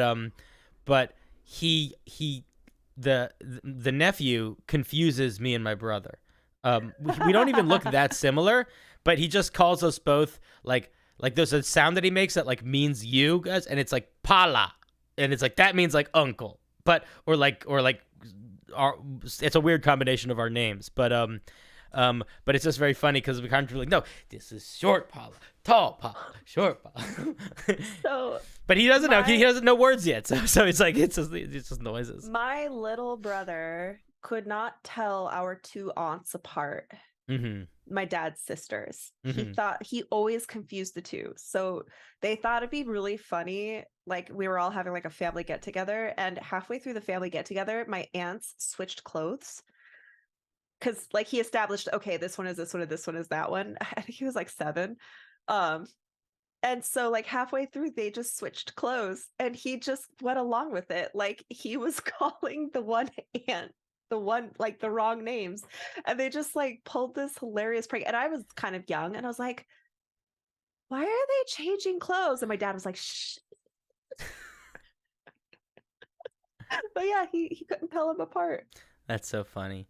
I when I was a preschool teacher, one of the moms, one of my students' moms was a twin, an identical twin, and we had like a bring a family member to school day. So she brought her aunt, and it was like so weird seeing, because I didn't know that she was a twin. I was like, hey Cynthia, how's it going? And she was like, we have not met before. I was like, oh, you. It's like I had to it was weird. I was jolted out of reality for a second. It felt like I was in another universe. Like, oh no, you are the aunt. I am introducing myself for the first time to you. Yeah, that was cool. Dude, twins can play some mean pranks. Those girls, there was 2 sisters, one a little bit older than the other, but I taught both of them. And their dad used to be like a fairly intense gangster in Baltimore, like did scary stuff. And he went from really not liking me to really liking me over the course of like a year of me teaching his kids. He was the most fun parent to have interactions with because he was so intense. He was so intense, but like in all the fun ways. Oh man. He would say things to me. One day he came in. I'll tell you one story, and then we should let's do more Diablo stuff. But here's a quick story. Okay. So he comes up to me and he says, hey, he says, hey, Mr. Cinder. That's not my name in real life, but whatever. He says, hey, Mr. Cinder, do you carry a gun? And I was like, no, I'm a preschool teacher. He goes, okay, do you carry a knife? And I'm like, no, I'm a preschool teacher, Tim. And he goes, okay, but can you fight? And I'm like, not really. He's like, all right, well, there's been some, stuff going on in the neighborhood, so I'm going to put a word out. You're good. That's what he said to me. I don't know what any of that means. And I was like, you know what, Tim? I don't think you need to do that. I don't know what word that would be. I don't know. Like, I'm already good. I'm fine. I live I live like 3 blocks from the school. We're good. And then he told me a story about, and then he went on to tell me about how he was picking up his daughters from school the day before he was picking up his daughters from school, and he saw 2 teenagers mug a woman. So he this is what he did. He was like, well, so I saw these guys scaring this lady, grabbing her stuff. So I pulled the car over, turned around to my girl, says, babies, be right back. Daddy's got to do some work. And I chased those guys down. This is what he said. He said, I chased those guys down. I did my thing. I got the woman her purse back. But, like, yeah, it's getting a little rough out here. But it's like, what the fuck does any of that mean? Like, I feel that sounds like such a made-up story, too. But he said purse back. He said it as an he didn't say it to he didn't say it to show off. It was he said it as a Tuesday. He said it as I think he said it as an explanation to asking what if I had a gun, because he was like, that's what happened that made me want to make sure that you are not getting fucked with. But it was like, dude, it's just a different lifestyle of person. On the last day of school, when his daughter was graduating, he walked up to me and he said, hey, I got a gift for you, but I didn't want to bring it to school, so I'm going to drop by your apartment later. I didn't tell him where I lived. He came by my apartment and gave me a giant bottle of very nice whiskey. And he was like, I was going to give you weed, but I felt like that would be a little bit too much. And I was like, it would have been fine, but this is nice too. But it's like, I thought you were going to say he brought you a gun. No. But also, like, for him to be like down with his kid's preschool teacher smoking weed is pretty chill. He didn't know that I smoked weed. I think he just assumed. I think most people look at me and they assumed. But no, I won him over because I think initially he was like, who is this bearded man that is teaching my daughters? It's like, this is weird. And then it was like, But then it was like, oh, he's a good teacher, and he's making it so my Yeah. daughter that will only ever eat bread and jelly will now like eat a whole meal and not be upset about it and stuff like that. Like I helped his daughters get through some shit. I'm gonna, when I start going through shit with Leo, I'm gonna be like, he'll only eat bread and jelly. What do I do? Thumb screws. That's the secret. That's it. That's all you need. One good thumb screw. What's a thumb screw? It's like a torture device that they used in medieval times on witches. Oh, yeah. Oh, is that the thing that they would like put on? Oh, that's a different torture device that they put on witches. It's kind of awkward because I'm drinking my basic witch coffee right now. So Well- now I'm suddenly afraid of thumb screws. Well, I'm a witch. I used to be a witch hunter. But Elaborate. no. Okay. Let's talk about Diablo. Yeah. Oh, I also want to point out, I did forget to hit record at the beginning, but that's okay because I can highlight the first part and download it straight from Twitch. But I did hit record now, so the second half of the video is going to be slightly higher quality than the first half That's of the fine, video. that's fine. But That's fine. I don't think you got to worry about that. yeah, I just knew if I just download the whole thing from YouTube or from Twitch, it would take like 10 years for that download. Yeah, that's true. Okay, so we talked about Griswold. We've talked about Griswold's minions, but there's another interesting character in this tale of tragic souls lost to the bovines. And I think we should talk about him. We should talk about him next. I think we should talk about Wurts. Wurt. Good old Wurts. Let's load the stat block. Now, Wurts technically is not an encounter because the poor little guy's dead. But that's not fun. Why would we not turn this into an opportunity? An opportunity of fighting a zombie that attacks you with their life savings. Yes. A couple things I want to point out about this immediately is that the goal of the Wurt encounter is not to be a particularly challenging combat encounter. The goal of it is to be like a vibe and fun and almost silly moment in the middle of this more sort of like grim, dark introduction of this one shot. So even though Wurt is only CR1, he is going to have more ghoulish creatures with him, but that's kind of on purpose. We want this fight to be fast. We kind of just want Wurt to show off the goofy moves that he has so that players can have a little chuckle. That's why for anyone that's like, this is for a level 8 party, a CR1 monster, but that's kind of where the logic of that comes from.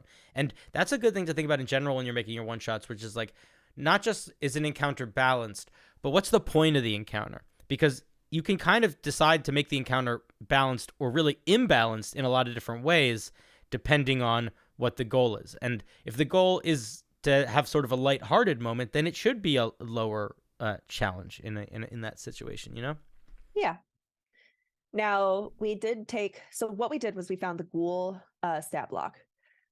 And we surrounded him with more ghouls, same stat block, but we took his stat block and we did some changes. Not only did we give him his new special little quirky abilities, but we wanted to make sure that the players got to actually see the quirky abilities, which meant a little bonus to his hit points and strength.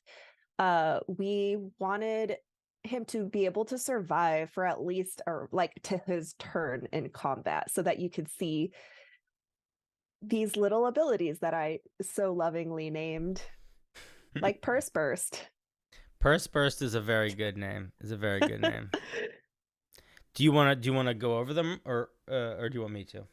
Absolutely, I will happily go over it. Let me address Delrock real quick. Delport. If you're not sure about Twitter, you could hit me up on Discord too. You could join my Discord. I know you're saying you're having some issues. I don't receive DMs on Twitch, but you could DM me on Twitter or Discord, and that's the easiest way to get a hold of me. Delrock is Delport's evil cousin from the negative dimension.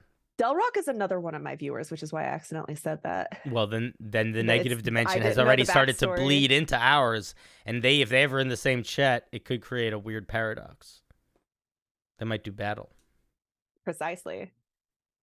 Now, Delrock, Kurutsu, thank you so much for the 5 gifted subs. Hey, Kurtzu. Wait, that means Cinderblock has to do 5 squats now. Yep. Later, though, on his free time. Yeah. Yeah, exactly. I'll do them over there. You got to do it in front of your mirror and just make eye contact with yourself the whole time, but like turn around so you're like. Every time, I think that anytime anyone ever looks at a mirror, they should never break eye contact with themselves, because if you do, then your reflection can grab you. Ah. Yeah. That sounds like a way to trick your players into a bonus encounter. It does. It does. You notice a mirror, I look at it. So do you maintain eye contact? That's really good, Scar. That would be very cool. I recommend people do that. Mirrors are always fun places to do creepy things with. So when we first encounter Wurt in the game, in Diablo, he's just a corpse, and you touch him, and all the coins fly out, and you get his leg. The way we're doing this is that Wurt is going to sort of be hidden amongst a bunch of zombies. And you're not really going to notice that he is unique until he starts to use his unique features, or unless you have a very keen eye and notice that even for a stumbling zombie, he's got an extra weird something with one of his legs. And you could, as a DM, kind of like hang on to that tidbit of information. If it looks like they're going to figure it out really quick, you don't have to like spill the beans. But if you're noticing that the players are just like fighting these ghouls and not getting anywhere and not getting the hint, you can be like, you notice that a glint of wood catches your eye. All right, so tell me about Wurt. Take me on a journey. Okay. We want Wurt to have money coming out of him. So the first thing he has is an ability, passive ability called Purse Burst. When a creature deals damage to Wurt, I have my note. I don't know if it should be just melee hits or any damage, so that is yet to be decided. Copper coins spray out of his body, bombarding anyone within 5 feet. Creatures affected take 1d4 bludgeoning penny damage. Just says bludgeoning, but you understand, it's the pennies.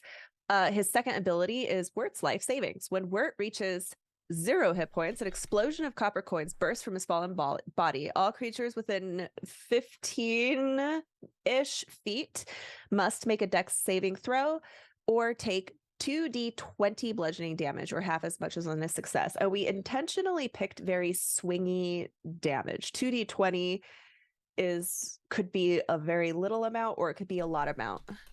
Yeah. And it would almost be funny to like roll that 2d20 for each individual person. I mean, you could do that. It's just more time. I think the low DC helps balance that quite a bit. I think that it should happen anytime he is hit with an attack roll or a weapon attack. So I don't think it should trigger on spells. Okay. But I think an arrow or a club, because it's like you're jostling him. It's like ooh, and boom, little explosion. It's similar to like the Venom Troll, which has a feature like that, but is a little bit more powerful. So I'm gonna say when Wurt is hit with a weapon attack, copper coins spray out of his body, bombarding anyone within 5 feet. Creatures affected take 1d4 bludgeoning damage. And we did kind of intentionally pick really low damage to be as insulting as possible. Mm-hmm. Especially after a fight like Griswold, I think at first people are going to be nervous. They're like, oh no, not another encounter. We haven't had a chance to rest. Oh, wait, did he just hit me with coins? Yeah. Okay.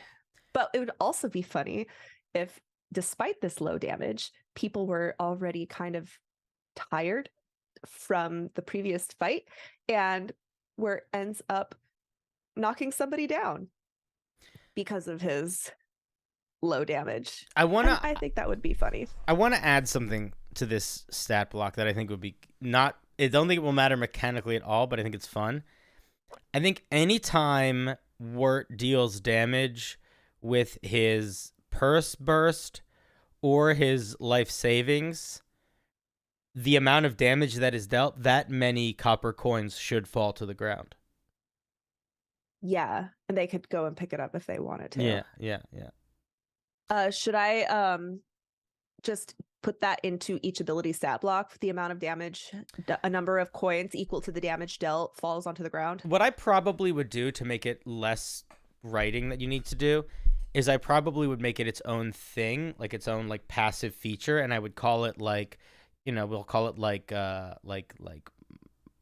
like money, like fighting, some sort of word that involves fighting and money, but basically say whenever Wurt deals damage. Copper coin stance. Yeah, and I would say whenever Wurt deals damage with purse burst, Wurt's life saving, or coin flick, the a number of copper coins fall to the ground equal to the damage dealt. Okay, let's see. Whenever Wurt deals damage with purse burst. Ooh, spoils of battle. That's a good name for it. Life savings or coin flick, an amount of copper coins drop onto the ground equal to the damage dealt. Yeah.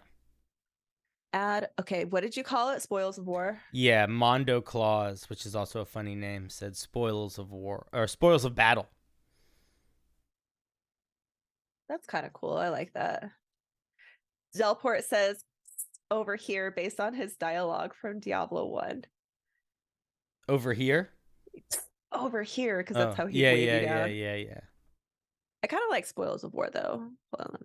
Yeah, do Spoils of War then. Spoils of War, add ability. And then I would move this to the top because I want that to be the first thing that people read. Yeah. Cool. And then you don't need to write it 4 times. Exactly. Let me make sure everything here is cool. Oh yeah, so in addition to Wurt's life savings, purse burst, the Wurt's life savings, did we like 15 feet radius?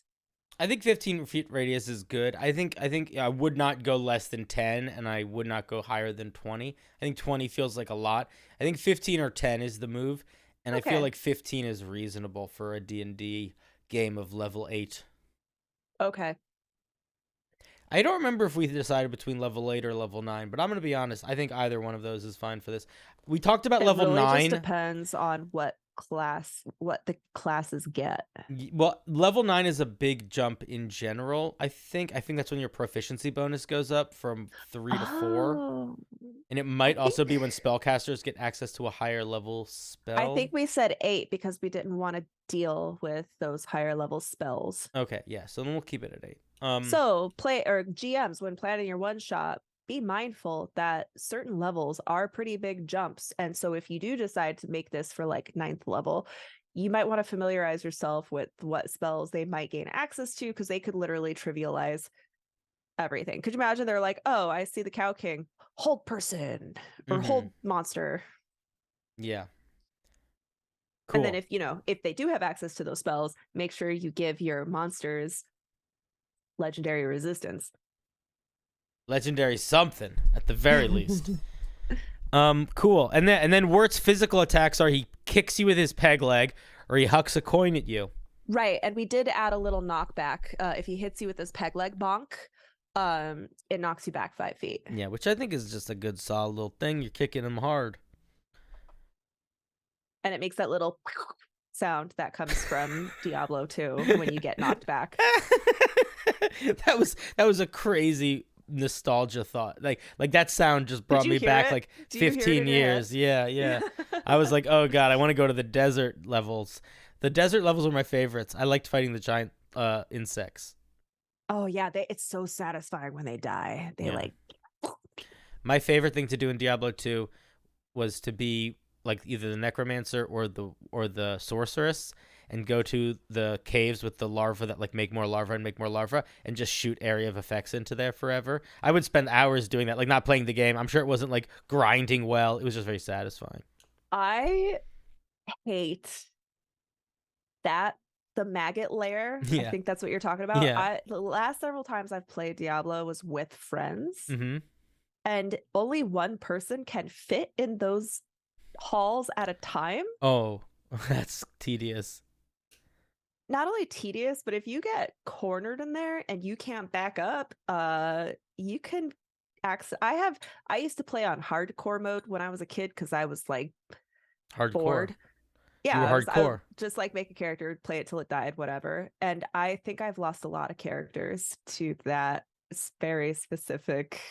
Uh, I would like grind before I'd go there to be prepared. Like I'm afraid to go in there. I gotta survive some hits. I'm such a non-competitive gamer. I never even I don't know if I ever even played hard mode. I just loved all the aesthetics. Like my favorite thing to do was to be the druid and to I just love turn the into a druid. werewolf and just run around. I loved it. Yeah, I Yeah. played a little bit of the druid in the Diablo 4 beta. But he's not Um, everyone said it sucked. It's like DPS was really bad and it's so all of them, basically everybody sucked except for the sorcerer. oh, okay. Okay. Okay. The sorcerer, I tried all the classes pretty much, and it's not balanced. Like the sorcerer could just annihilate things with a few clicks, and everyone else had to work so hard. Mm-hmm. But I like the aesthetic of druid. It's like my favorite. I'm sure it'll be fine when Yeah, it I mean, I loved it in, releases. in Diablo too. It was my favorite class. The big transform. I like transformative characters. I always want to be the guy that transforms into stuff. I think it's why I play Yeah. barbarian so much.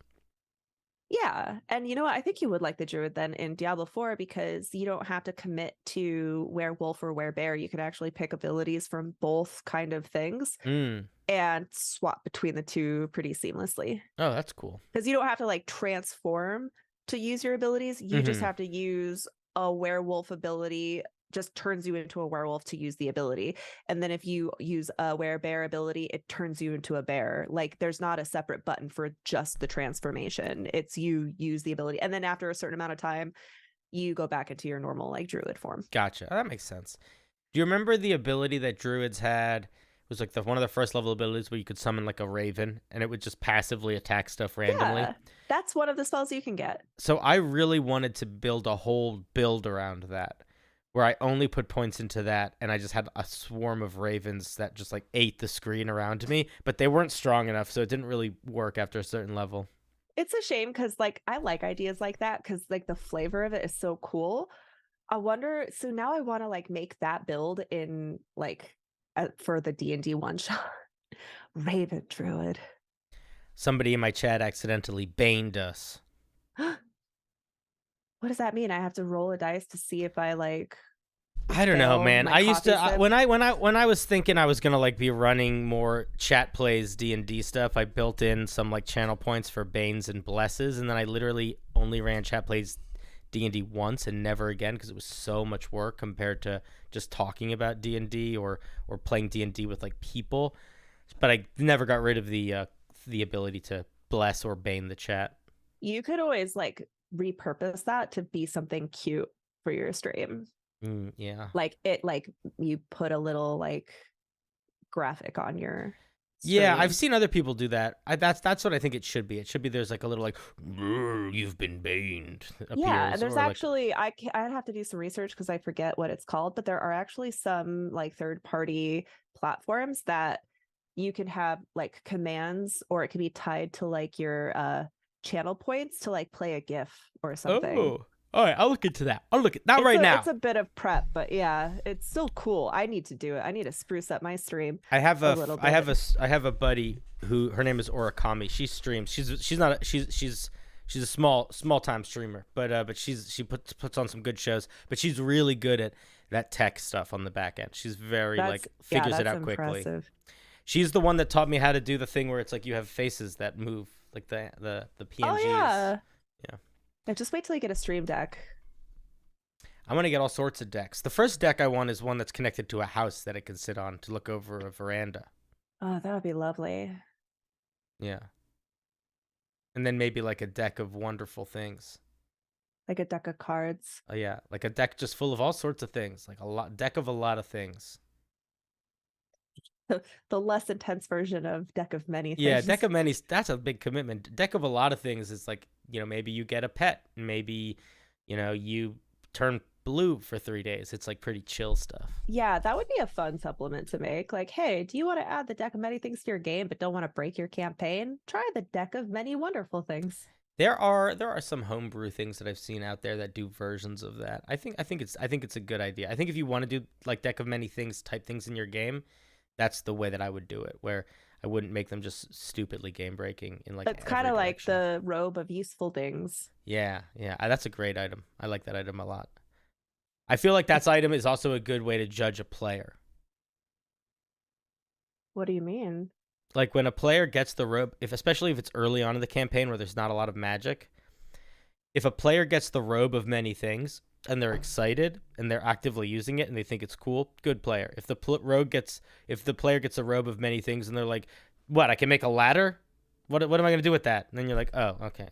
Remind me One not of to my give you any interesting items anymore. I'll just give you a Yeah, +1 sword and you'll shut the I let fuck my up." players go shopping for magical items because I don't know what to give them. So I'm just like, fuck it. You pick what you want to find. You're in a town that sells magical items, as long as it's like not like uncommon, maybe rare if it makes sense. But one of Mhm. my players wanted the robe of many useful items, and I had to roll for each pocket right then and there. So it's already planned what's going to be in there. They got their gold back, by the way. So I put a money price on it, Mhm.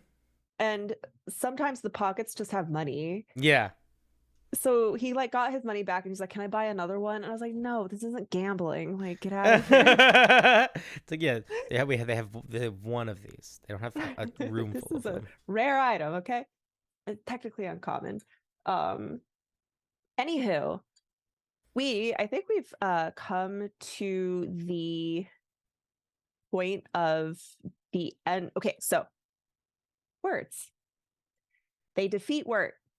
He sprays his gold everywhere. Ding Is there ding ding anything ding ding else? ding ding ding Yeah, ding ding yeah. ding And I ding highly ding. recommend a soundboard for this part. But the sound is more like it's like a little starry. Yeah, yeah, yeah. You're I better at can't sound effects. I can't that's a sound effect that I can't produce actually. Like I thought I could, but now I'm like I need like a triangle to like, or like a xylophone to Yeah, like yeah, now yeah, yeah, yeah. I just sound like a dove right now. Um A like a dove. morning or a pigeon. Yeah, one of the two. I don't know what doves sound like, but if they sound anything like pigeons, I agree with you. There's a lot of mourning doves around here, which just look like little pigeons and they poop everywhere and they're like, I wonder what that's they're going more. in the video I with wonder what lots they're of fun mourning. editings. They're mourning the fact that my husband put spikes up on our roof so that they can't nest up there. Ah. Yeah. They just got to get good. If the thing is, if they get a high enough acrobatic score, they can still nest up there. Yeah. Then it's like, well played, mourning dove. Well played. Yeah, and you end up training them to be stronger. We're evolving. Very smart pitches. Okay. After the comes out and you get your coins, that is when the players will find the whole reason they went to Tristram was to get this magical artifact that Deckard Cain wants, and it's a peg leg, and it has scratched in it property of Wurt's or property of Wurt.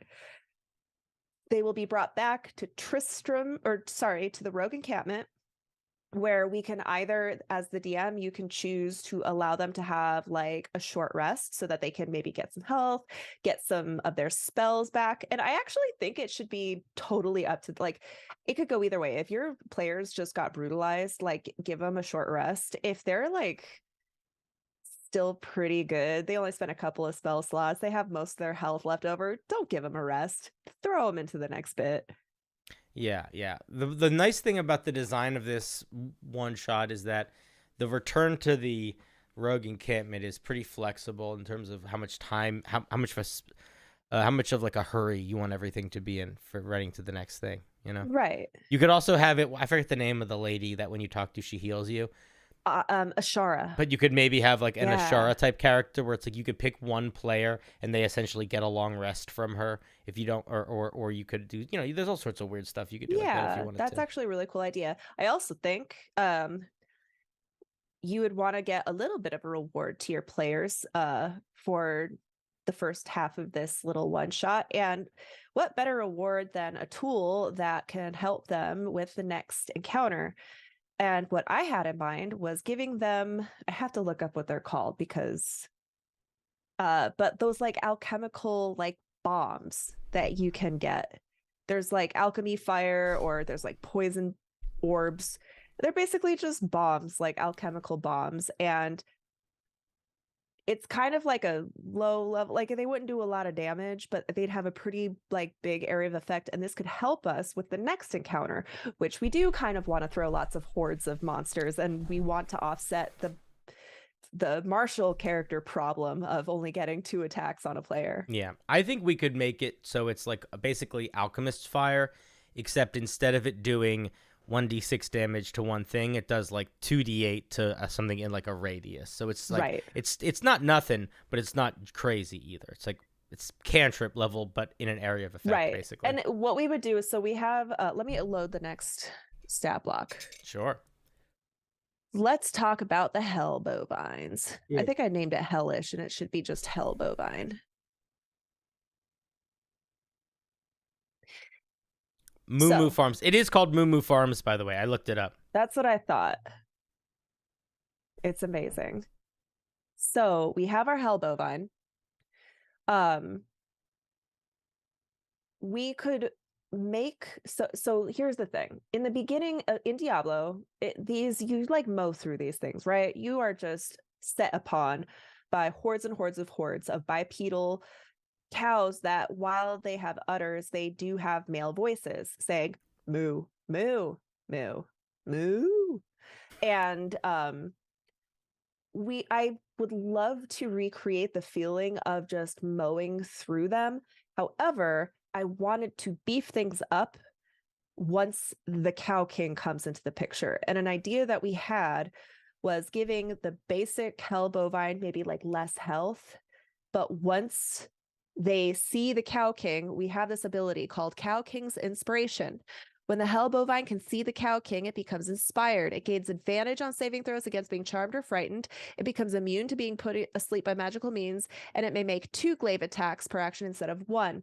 And I thought perhaps we could even increase its HP to be more beefy, so it's an actual regular monster and not one that just dies in 1 hit of Alchemist Fire. I think So- that.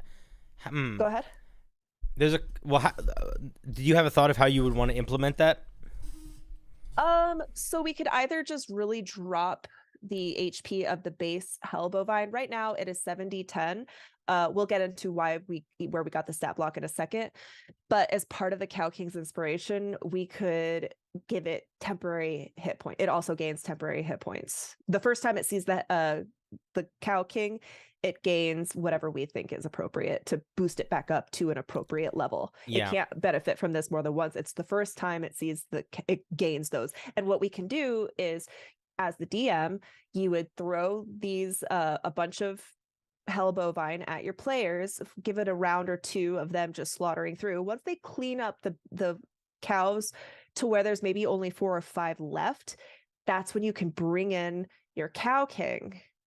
And then it suddenly transforms it into a boss fight. And the surviving hell bovines gain those temporary 8 hit points, so that now they're like ready to rock, and they actually can take several hits from a barbarian. Your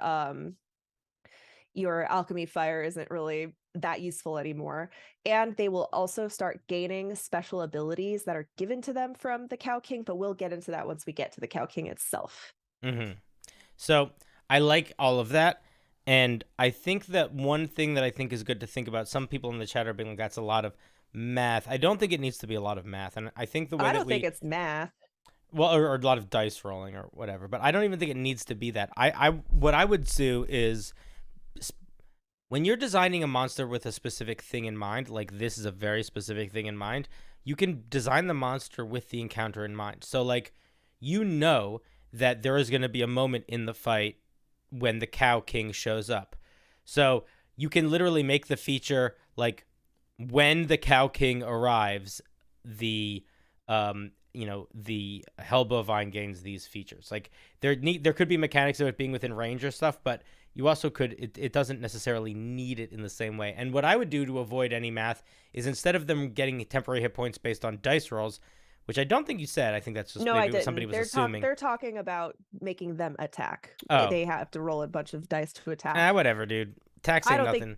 That's the thing. I don't think all of them are going to get through those attacks. I think the players are going to be making attacks. And as a DM, there are mechanics in the game to allow you to like take the average or attack for multiple. Sometimes people will just kind of like roll for groups of them. Yeah. But I would probably make them gain like 20 temporary hit points when the Cow King arrives, or some amount. That's like for 8th level characters. Maybe, like they could do that per hit. Like that's at least a hit. So maybe 30.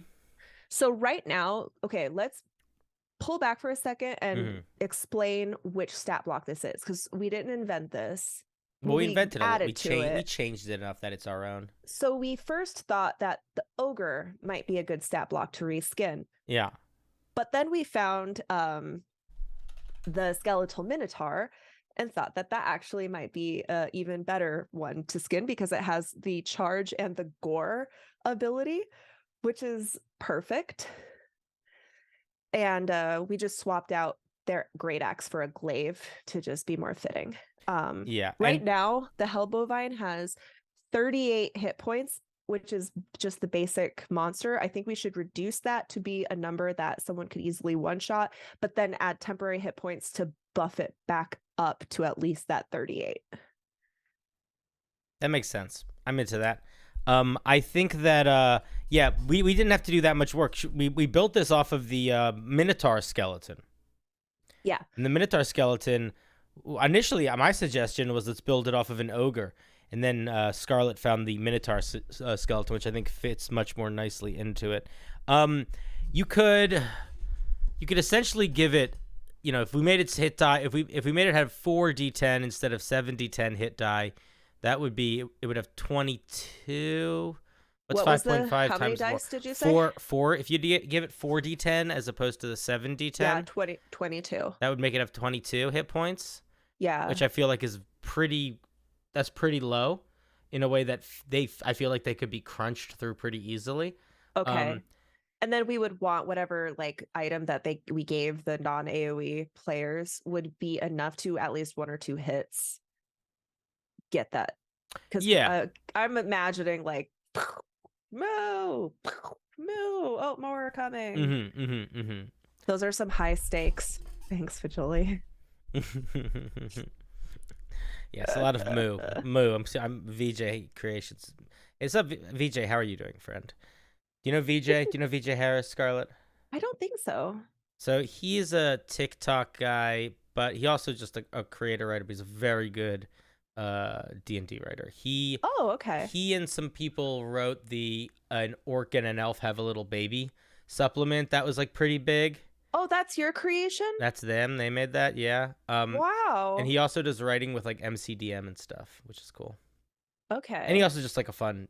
That's a pretty like well-respected supplement. I hear nothing but good things about it, and I need to get a hold of it. He's a better writer than I am. Don't let him hear you say that though. Okay, my lips are sealed. Yeah. I gotta find you on TikTok. I think he's VJ Harris.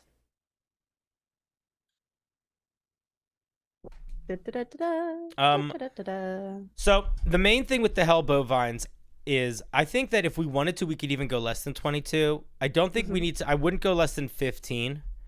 I think 15 might actually be, or around 15 could be the move if we really want them to be like one hit crunch and done a lot of the time.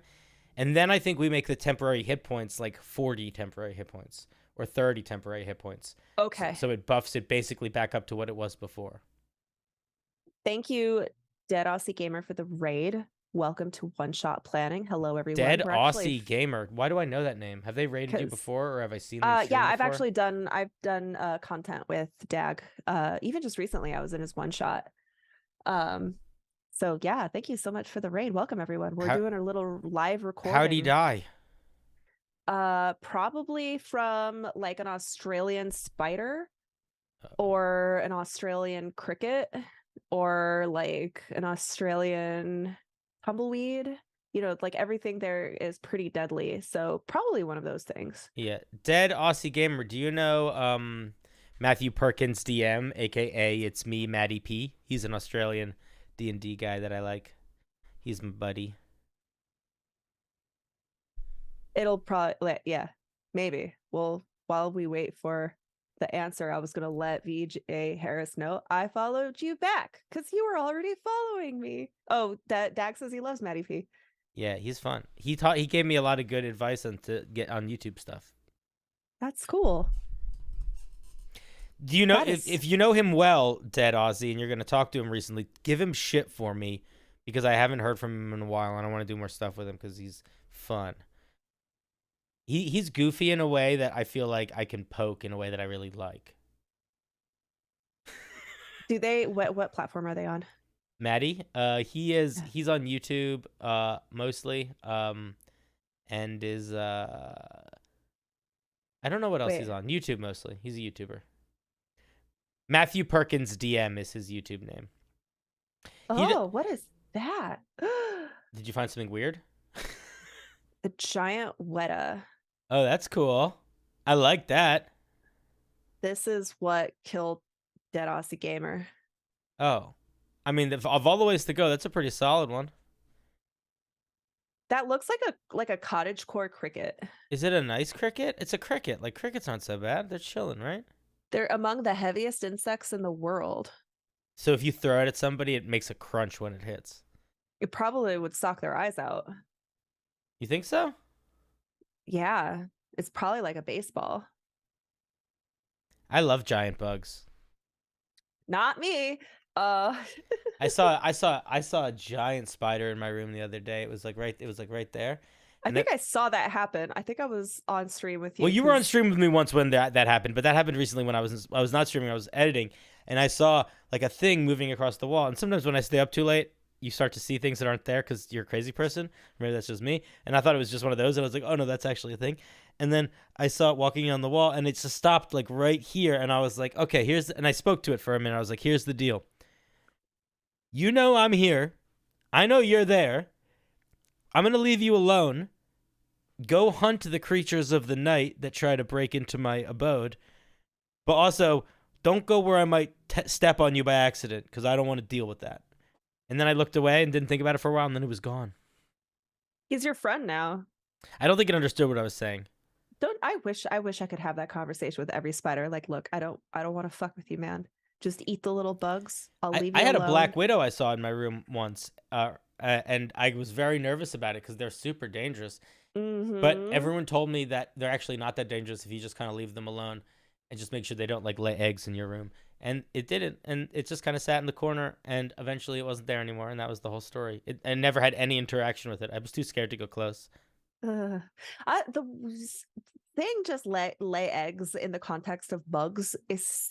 But what if they lay eggs in other animals? That just made it worse. Oh, might be. I'm sorry. That just okay. So hell bovines. So we were talking about reducing his HP. Did we say 3 hit dice instead? If it was to give it 16 hit points. Yeah, that would make it if we did 3d10, it would be 16 to start. And then it may take let me put the hit points at the very beginning. It becomes inspired. It gains how many temporary hit points did we say? I want to say we give it 30. That way it buffs it up to about 40 HP ish. Cool. If it's already taken some damage, it's not completely getting overwritten. Yeah, and we could go a little bit less if we want to, but also like the intention here is that this ability activates when there's not that many left. So this isn't like 4 or 5. Yeah, so this isn't like hundreds of cows or even like 10 cows getting this. This is like we talked about this a little bit, and I think it's one thing that's really good to think about with one shots or D&D in general is building cinematic moments. And one of the ways that you can do that is by having abilities trigger at like certain events and deciding when those events are and being okay deciding that. So with the hell bovines, for example, the idea that we talked about was that there would be a bunch of hell bovines and the people could kind of run around being chased or fighting them through like the environment. But once they killed a certain amount of them, then the king bovine would enter. So the game loop of that being all the ones that are left are going to get majorly buffed, but it's not that many, so it doesn't actually Right. break So anything. instead of creating a whole nother stat block for a beefier minion that comes with the Cow King, we're cleverly making a transformative stat block. This stat block is essentially like two enemies in one: your run-of-the-mill hell bovine and then your minion bovine, and they have like a communication. They have other communications with the Cow King that we'll go over once we pull up the Cow King stat block. Which can I point something out that I'm realizing that we should change? Yeah. If a the core damage resistance. I was gonna say, if a core mechanic of this, we want to do like the explosive flasks. The cow bovines shouldn't have resistance or immunity to fire damage if those are going to do fire damage. I actually think that is all like left over from its Minotaur, skeletal Minotaur stat block. Okay. So it doesn't really need any immunities or resistances, to be honest. Have such strange usernames. Okay, cool. Then I won't worry about that. If you're not worried about it, I'm not worried about it. I'm not worried about it. All right, good. Cool. Also left over from its former stat block, it has the charge ability. If the Hellish Bovine moves at least 10 feet in a straight towards a target and then hits it with a gore attack on the same turn, they take an extra 9 piercing damage. If the target is a creature and not like a door, it must succeed on a DC 14 strength save or be pushed 10 feet away and knocked prone. So we could have lots of charging cows. And then the gore is just a simple slashing damage. It does pretty good damage. And then we have, or that's the glaive attack. So we have the gore attack, which is like a average of 13 hit points, and the glaive attack, which is an average of 15 hit points. So clearly the gore would be better paired with the charge. And then when they're in your face, they have their glaive. And if they see the Cow King, they have 2 glaives. So they get a multi-attack, which is more appropriate for a challenge rating that the players would be expecting to fight. Yeah, and a lot of the work that we normally would need to put into building this monster, we didn't at all, because we took a little bit of time and found our dear Minotaur skeleton. I do want to say one thing about that, though, which is if your goal is making something for your home game, then that is such a good strategy. But if your goal is to make something that you're trying to like sell or write, then I would strongly encourage you not to do that, because it can get a little copyrighty. I don't know plagiarizing. Yeah, I don't know how much you can dance with plagiarism before people call you out on it. So it is, if your goal is selling something, I'm a big believer in the make it your own. Don't change someone else's thing. Yeah. Otherwise the man might come a calling. Well, even if no one comes and calls you out, like legally calls you out for it, it's still kind of shitty to other creators who work really hard on stuff. Yeah. Hi, Nerdy Stuff Emporium. I love your stuff. How often does this guy stream? Who knows? Who fucking knows? Nobody knows. Once a week, usually. I don't even know how often I stream. I stream once a week usually, but I want to do it more. I like streaming. I used to stream 6 days a week. I would if streaming paid. It'd be fun. I really do enjoy it, but I haven't figured out making money through streaming yet. Most of the money that I've made through any of this nonsense is either Patreon or just like YouTube analytics stuff. But you gotta have those sub incentives. I want them to just love me and to give me their money without me doing anything extra. I want all of the reward and the accolades with none of the work or extra. I don't want to earn it. You know? Can I just have it? We'll see. Keep streaming. Did we talk about all the aspects of the That's next. Okay. Because that is part of the Cow King's stat block. Okay. So the core concept of the Cow King was to incorporate the Diablo 2 affix system.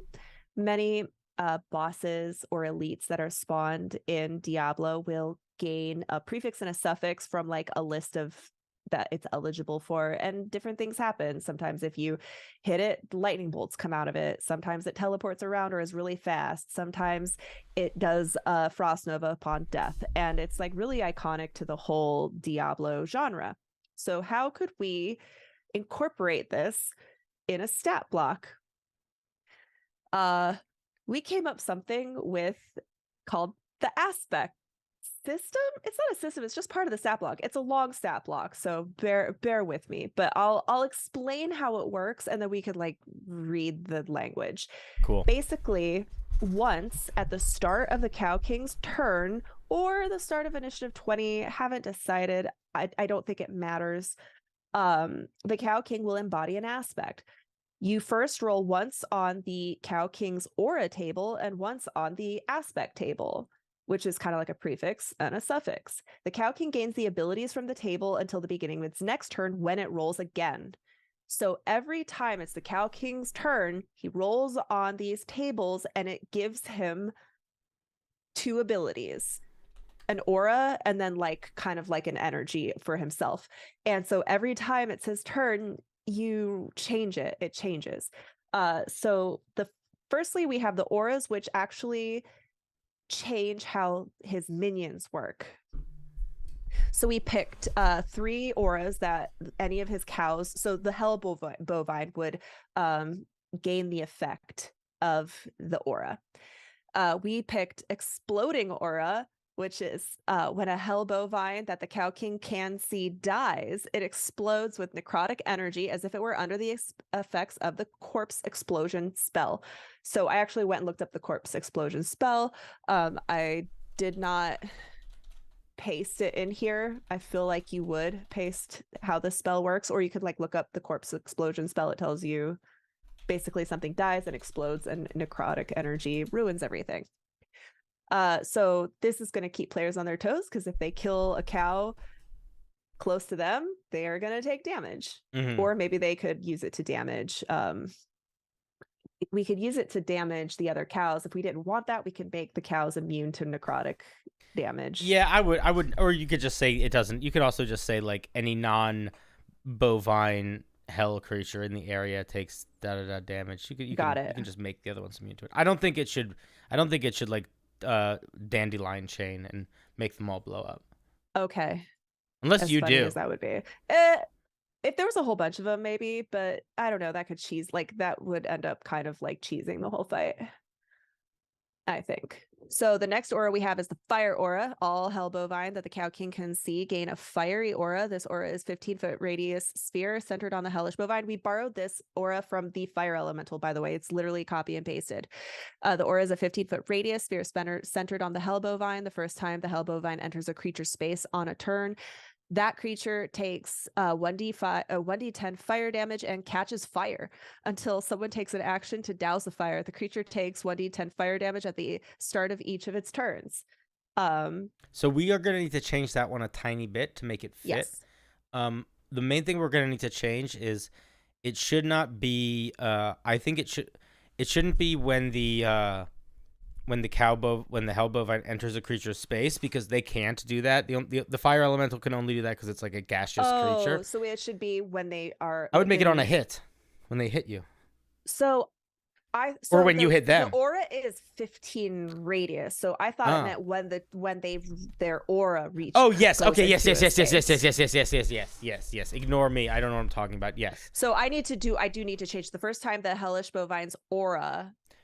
Make it about the players. So I would say the first time a player enters into the hell bovine's aura or starts their turn within it, this happens. Yeah.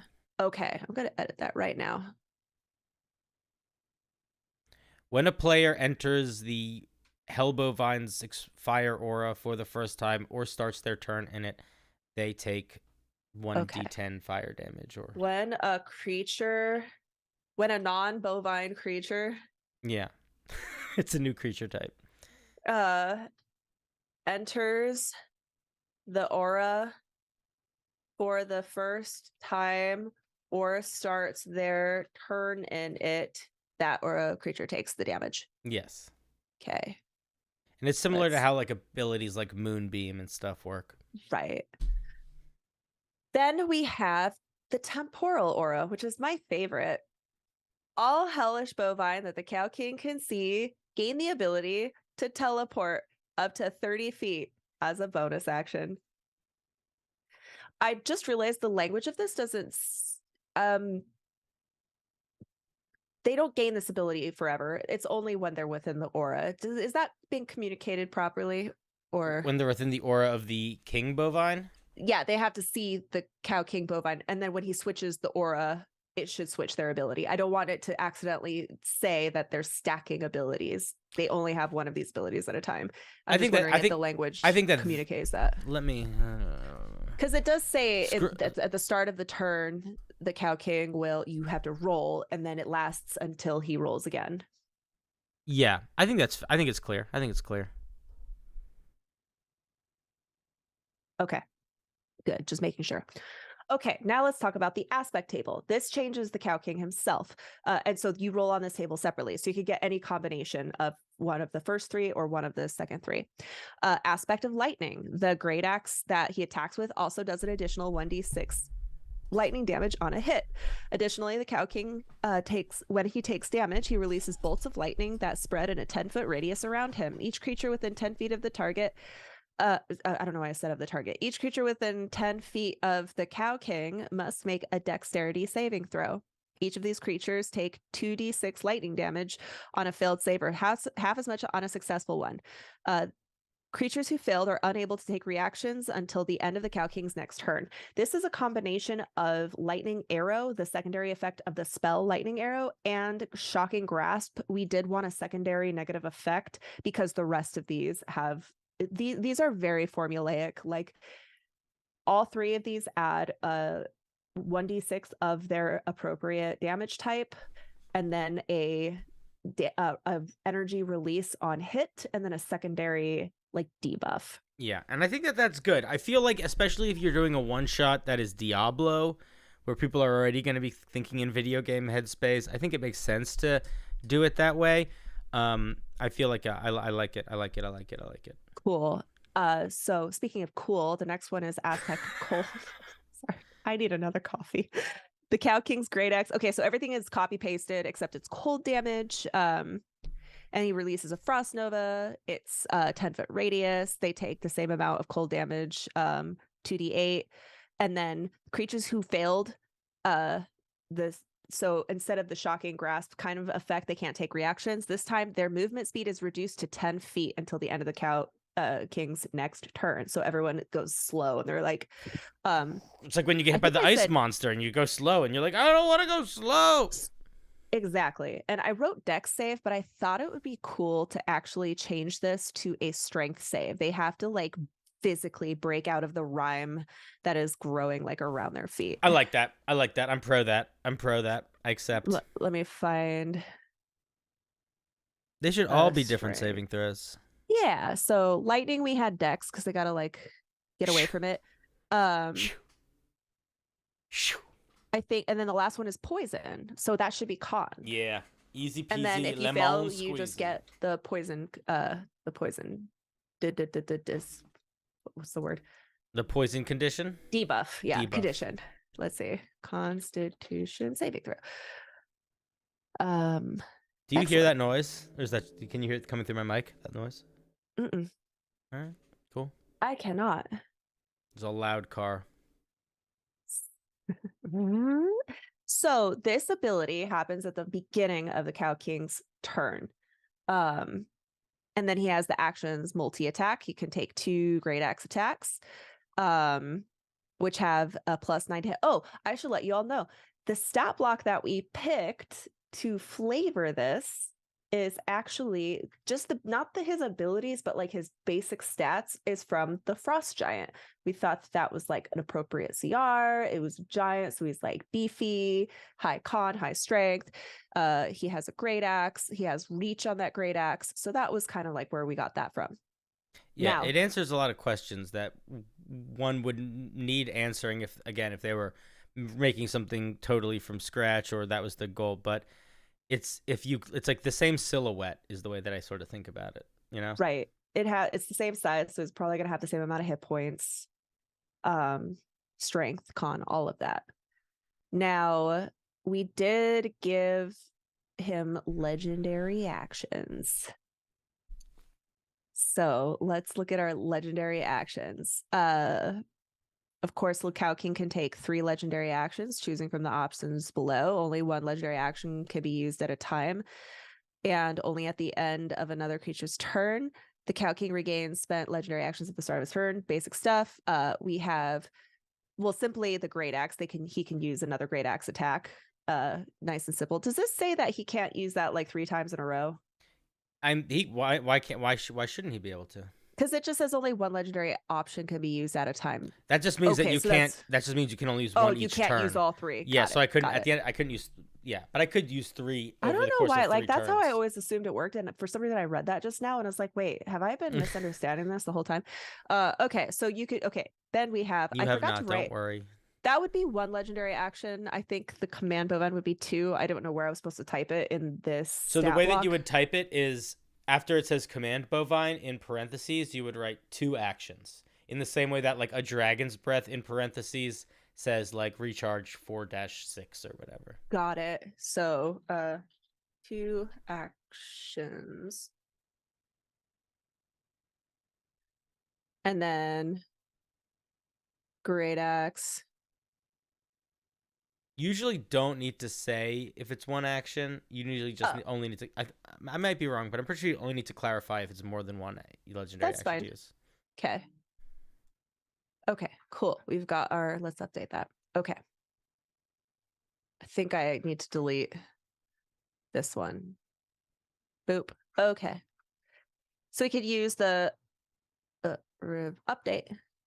He can make a Great Axe attack, or he can command Bovine. The king can command a hellish or hell bovine it can see to take their full movement and use their gore attack as a reaction. Mm-hmm. So basically, he can command another cow. I got this idea from the Drow House Captain.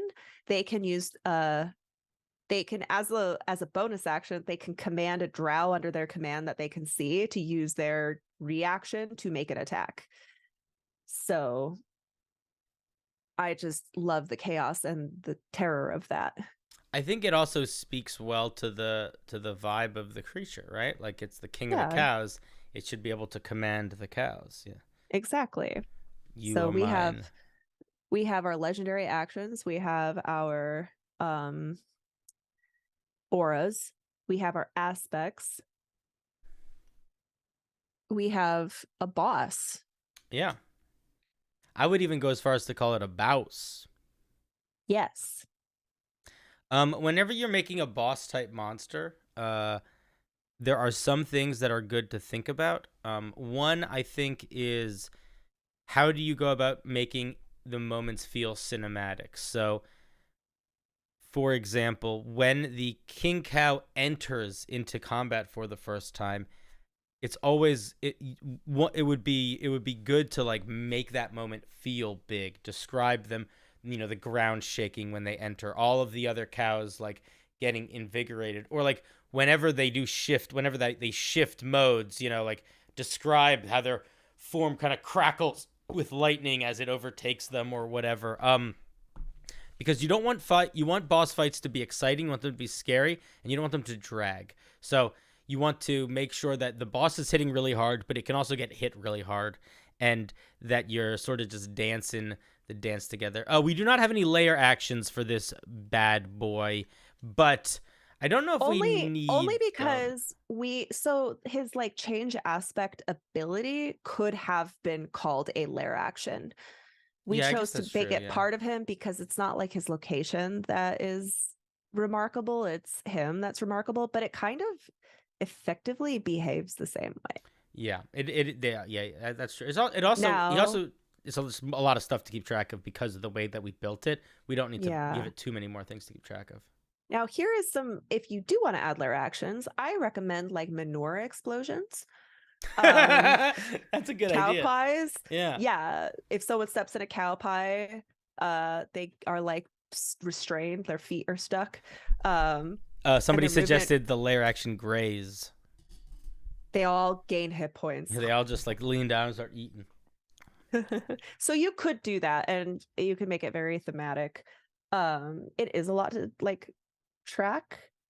But when I do the video of making the maps, I'm gonna make I was gonna make Tristram one map, but now I think I just want to make Griswold's Smithy a map, Wurt's wherever Wurt is hanging out a map, or maybe even combine the two, since Wurt is his apprentice, so he might just be around the corner. And then Moo Farms. And within Moo Farms, if I find like visual representation that could translate into lair actions, I might consider it. But like this fight is already going to be pretty intense. Yeah. I think that layer actions are really fun in general. One things that I've been playing around with in my design lately is boss actions, which are something that MCDM uses, which are sort of like layer actions, except there's only 3. It's like every boss has like, and they're only things that you usually would give like a named enemy. So because they are designed to like focus the encounter. So like to give you an example, if you had like one boss action could be it slams its hooves onto the ground, everybody has to roll or be knocked prone, and the whole area becomes difficult terrain. And then another boss action could be it like leaps up into the air and sprouts wings and like rains down fire. Like they're essentially just like super moves, but they are used to like just build up the feeling of a boss. We did not do that in this because I am not good at writing them yet and just kind of started. But I also think that that's something that's worth thinking about in general when you're running your encounters. And a monster like the king cow that we've made, it does not have those sorts of things. But again, the transitional nature of it is kind of what makes it distinct. And that, I think, is what you lean into when you are trying to figure out, like, how do I make this thing feel evocative and dramatically different, and how am I describing it as is it hulking its way around? Exactly. And yeah, I mean, we did expand on it. Like, I kind of feel like its whole ability is kind of like a boss thing in a way. Oh, 100%. 100%. And also just the fact that it activates all the minions around it. Like, that to me is a big moment. Like, it should be very clear that when this thing enters the fray, not only is it scary, everyone else gets more scary. Yeah. And yeah, the other thing that I wanted to point out, which if you was when you're making a stat block like the king cow, it's important, whether you're making it for yourself or you're making it for other people, that it's easy to navigate. Like, you don't want to have to spend too much time skimming through it to see what features are where, and how they're working, because you want to just be doing them. And that is a big part of why we put all of the enhanced cow features in this one and not spread throughout the stat blocks.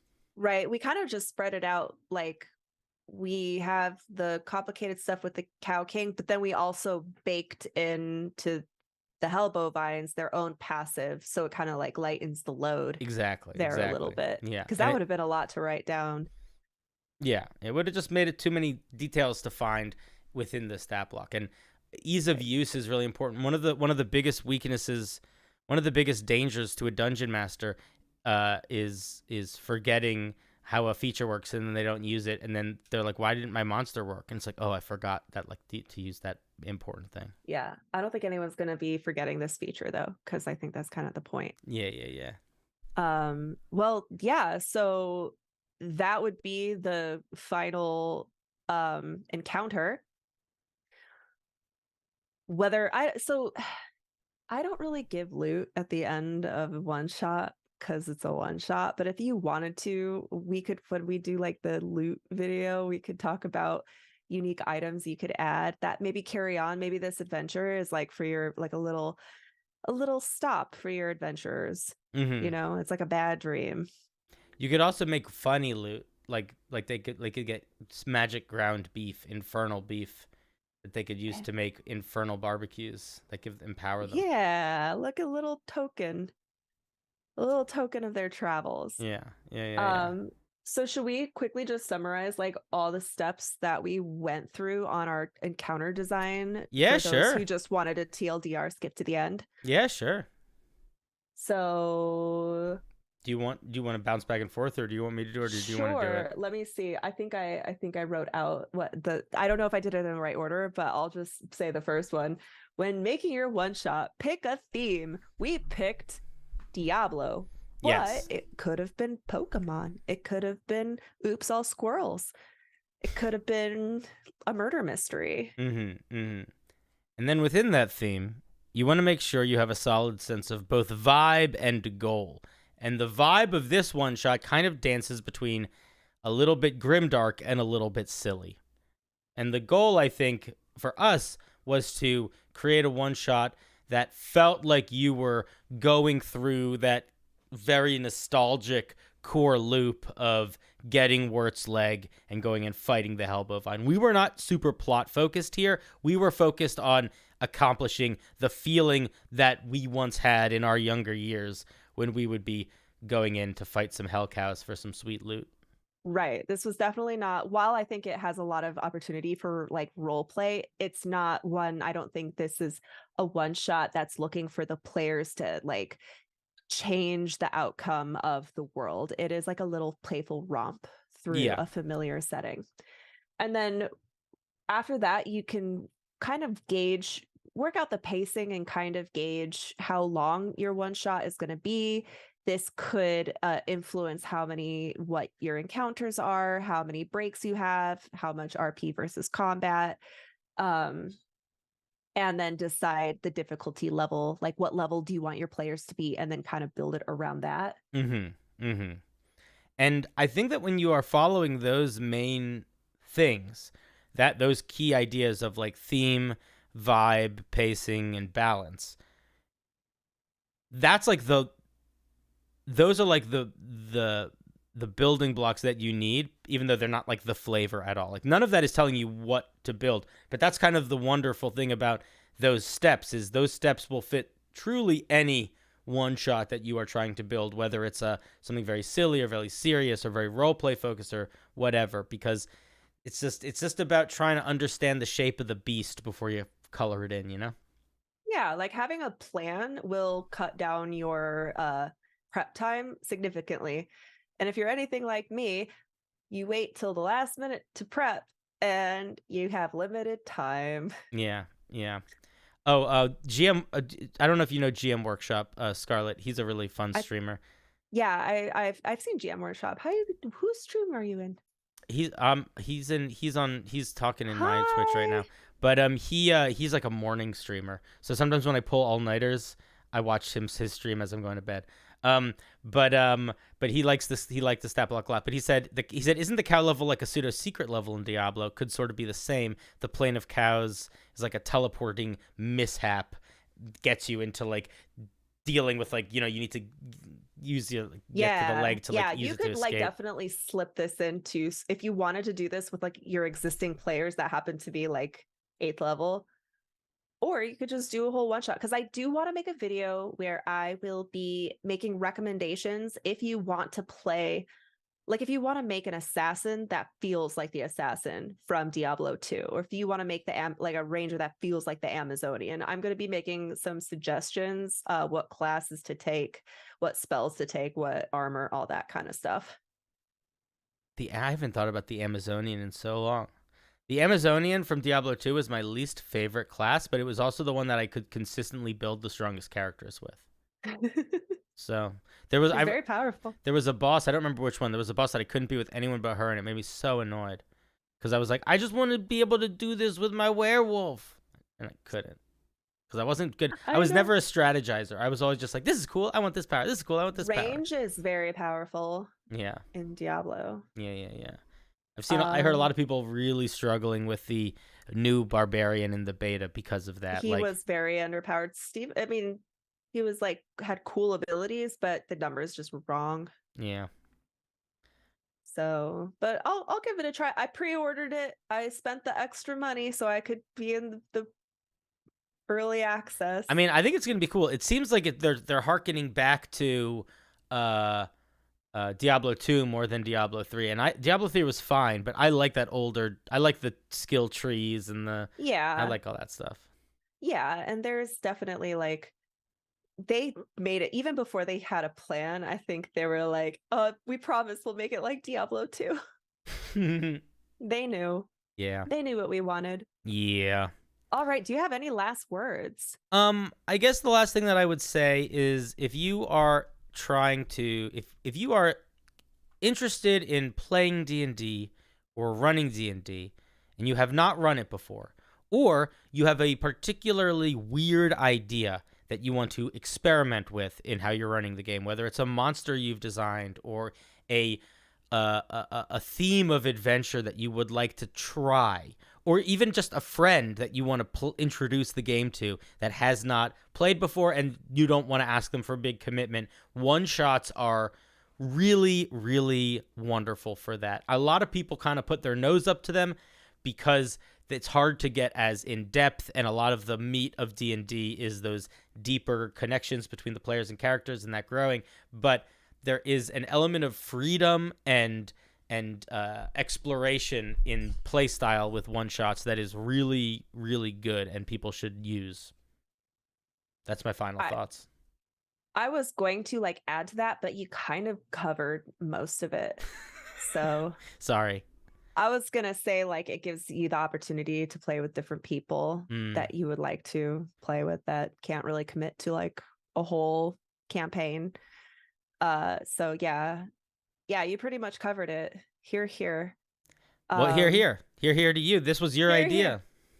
Hey man, thanks for coming on. I really appreciate it. Do you want to tell everyone where they can find you? No, they're not allowed to find me. I live in a secret cave. I'm on YouTube at Cinderblock Sally. I'm on Twitch at Cinderblock Sally. I'm on Twitter, I think on Cinderblock Sal, maybe. I'm on Instagram at something. Mostly I'm on YouTube and Twitch these days. I do still TikTok a bit, but I haven't that much. But I make a lot of YouTube shorts and occasionally YouTube mediums. And one day I hope to make a YouTube long. And until then, that's me, Cinderblock Sally. This might count as a YouTube log. All right. All right. I am going to cut you loose and then hold on, I can end the recording. I'll cut you loose and then say goodbye to my chat and then go pee because I've been holding it for the last 40 minutes. All right. This has been fun, Scarlett. You're great. Thank you so much. I'll get in touch with you for cleaning it up additionally because I think we should tell everybody we probably will bundle this together and let you guys download it. Yeah, we want to make it so that this is written out so that you can plug and play it in your game, have all these stat blocks and more a little bit more of the encounter around it too. Yeah, I just ended the call in. Wait, let me end the Cinderblock call on Discord so that it's smoother. All right. Thanks so much. I'll take care. I'm closing the Zoom. So bye. Okay. Well. That was pretty fun. What did you guys think of that? Was that enjoyable? Did you guys like doing that? Was that did you guys like doing a co-stream? Did you enjoy doing some co-streaming for a little bit? For a little bit. Ooh, look at my fucking forehead cam right now. Boom, boom, boom, boom, boom, boom, boom, boom. You know what I'm talking about?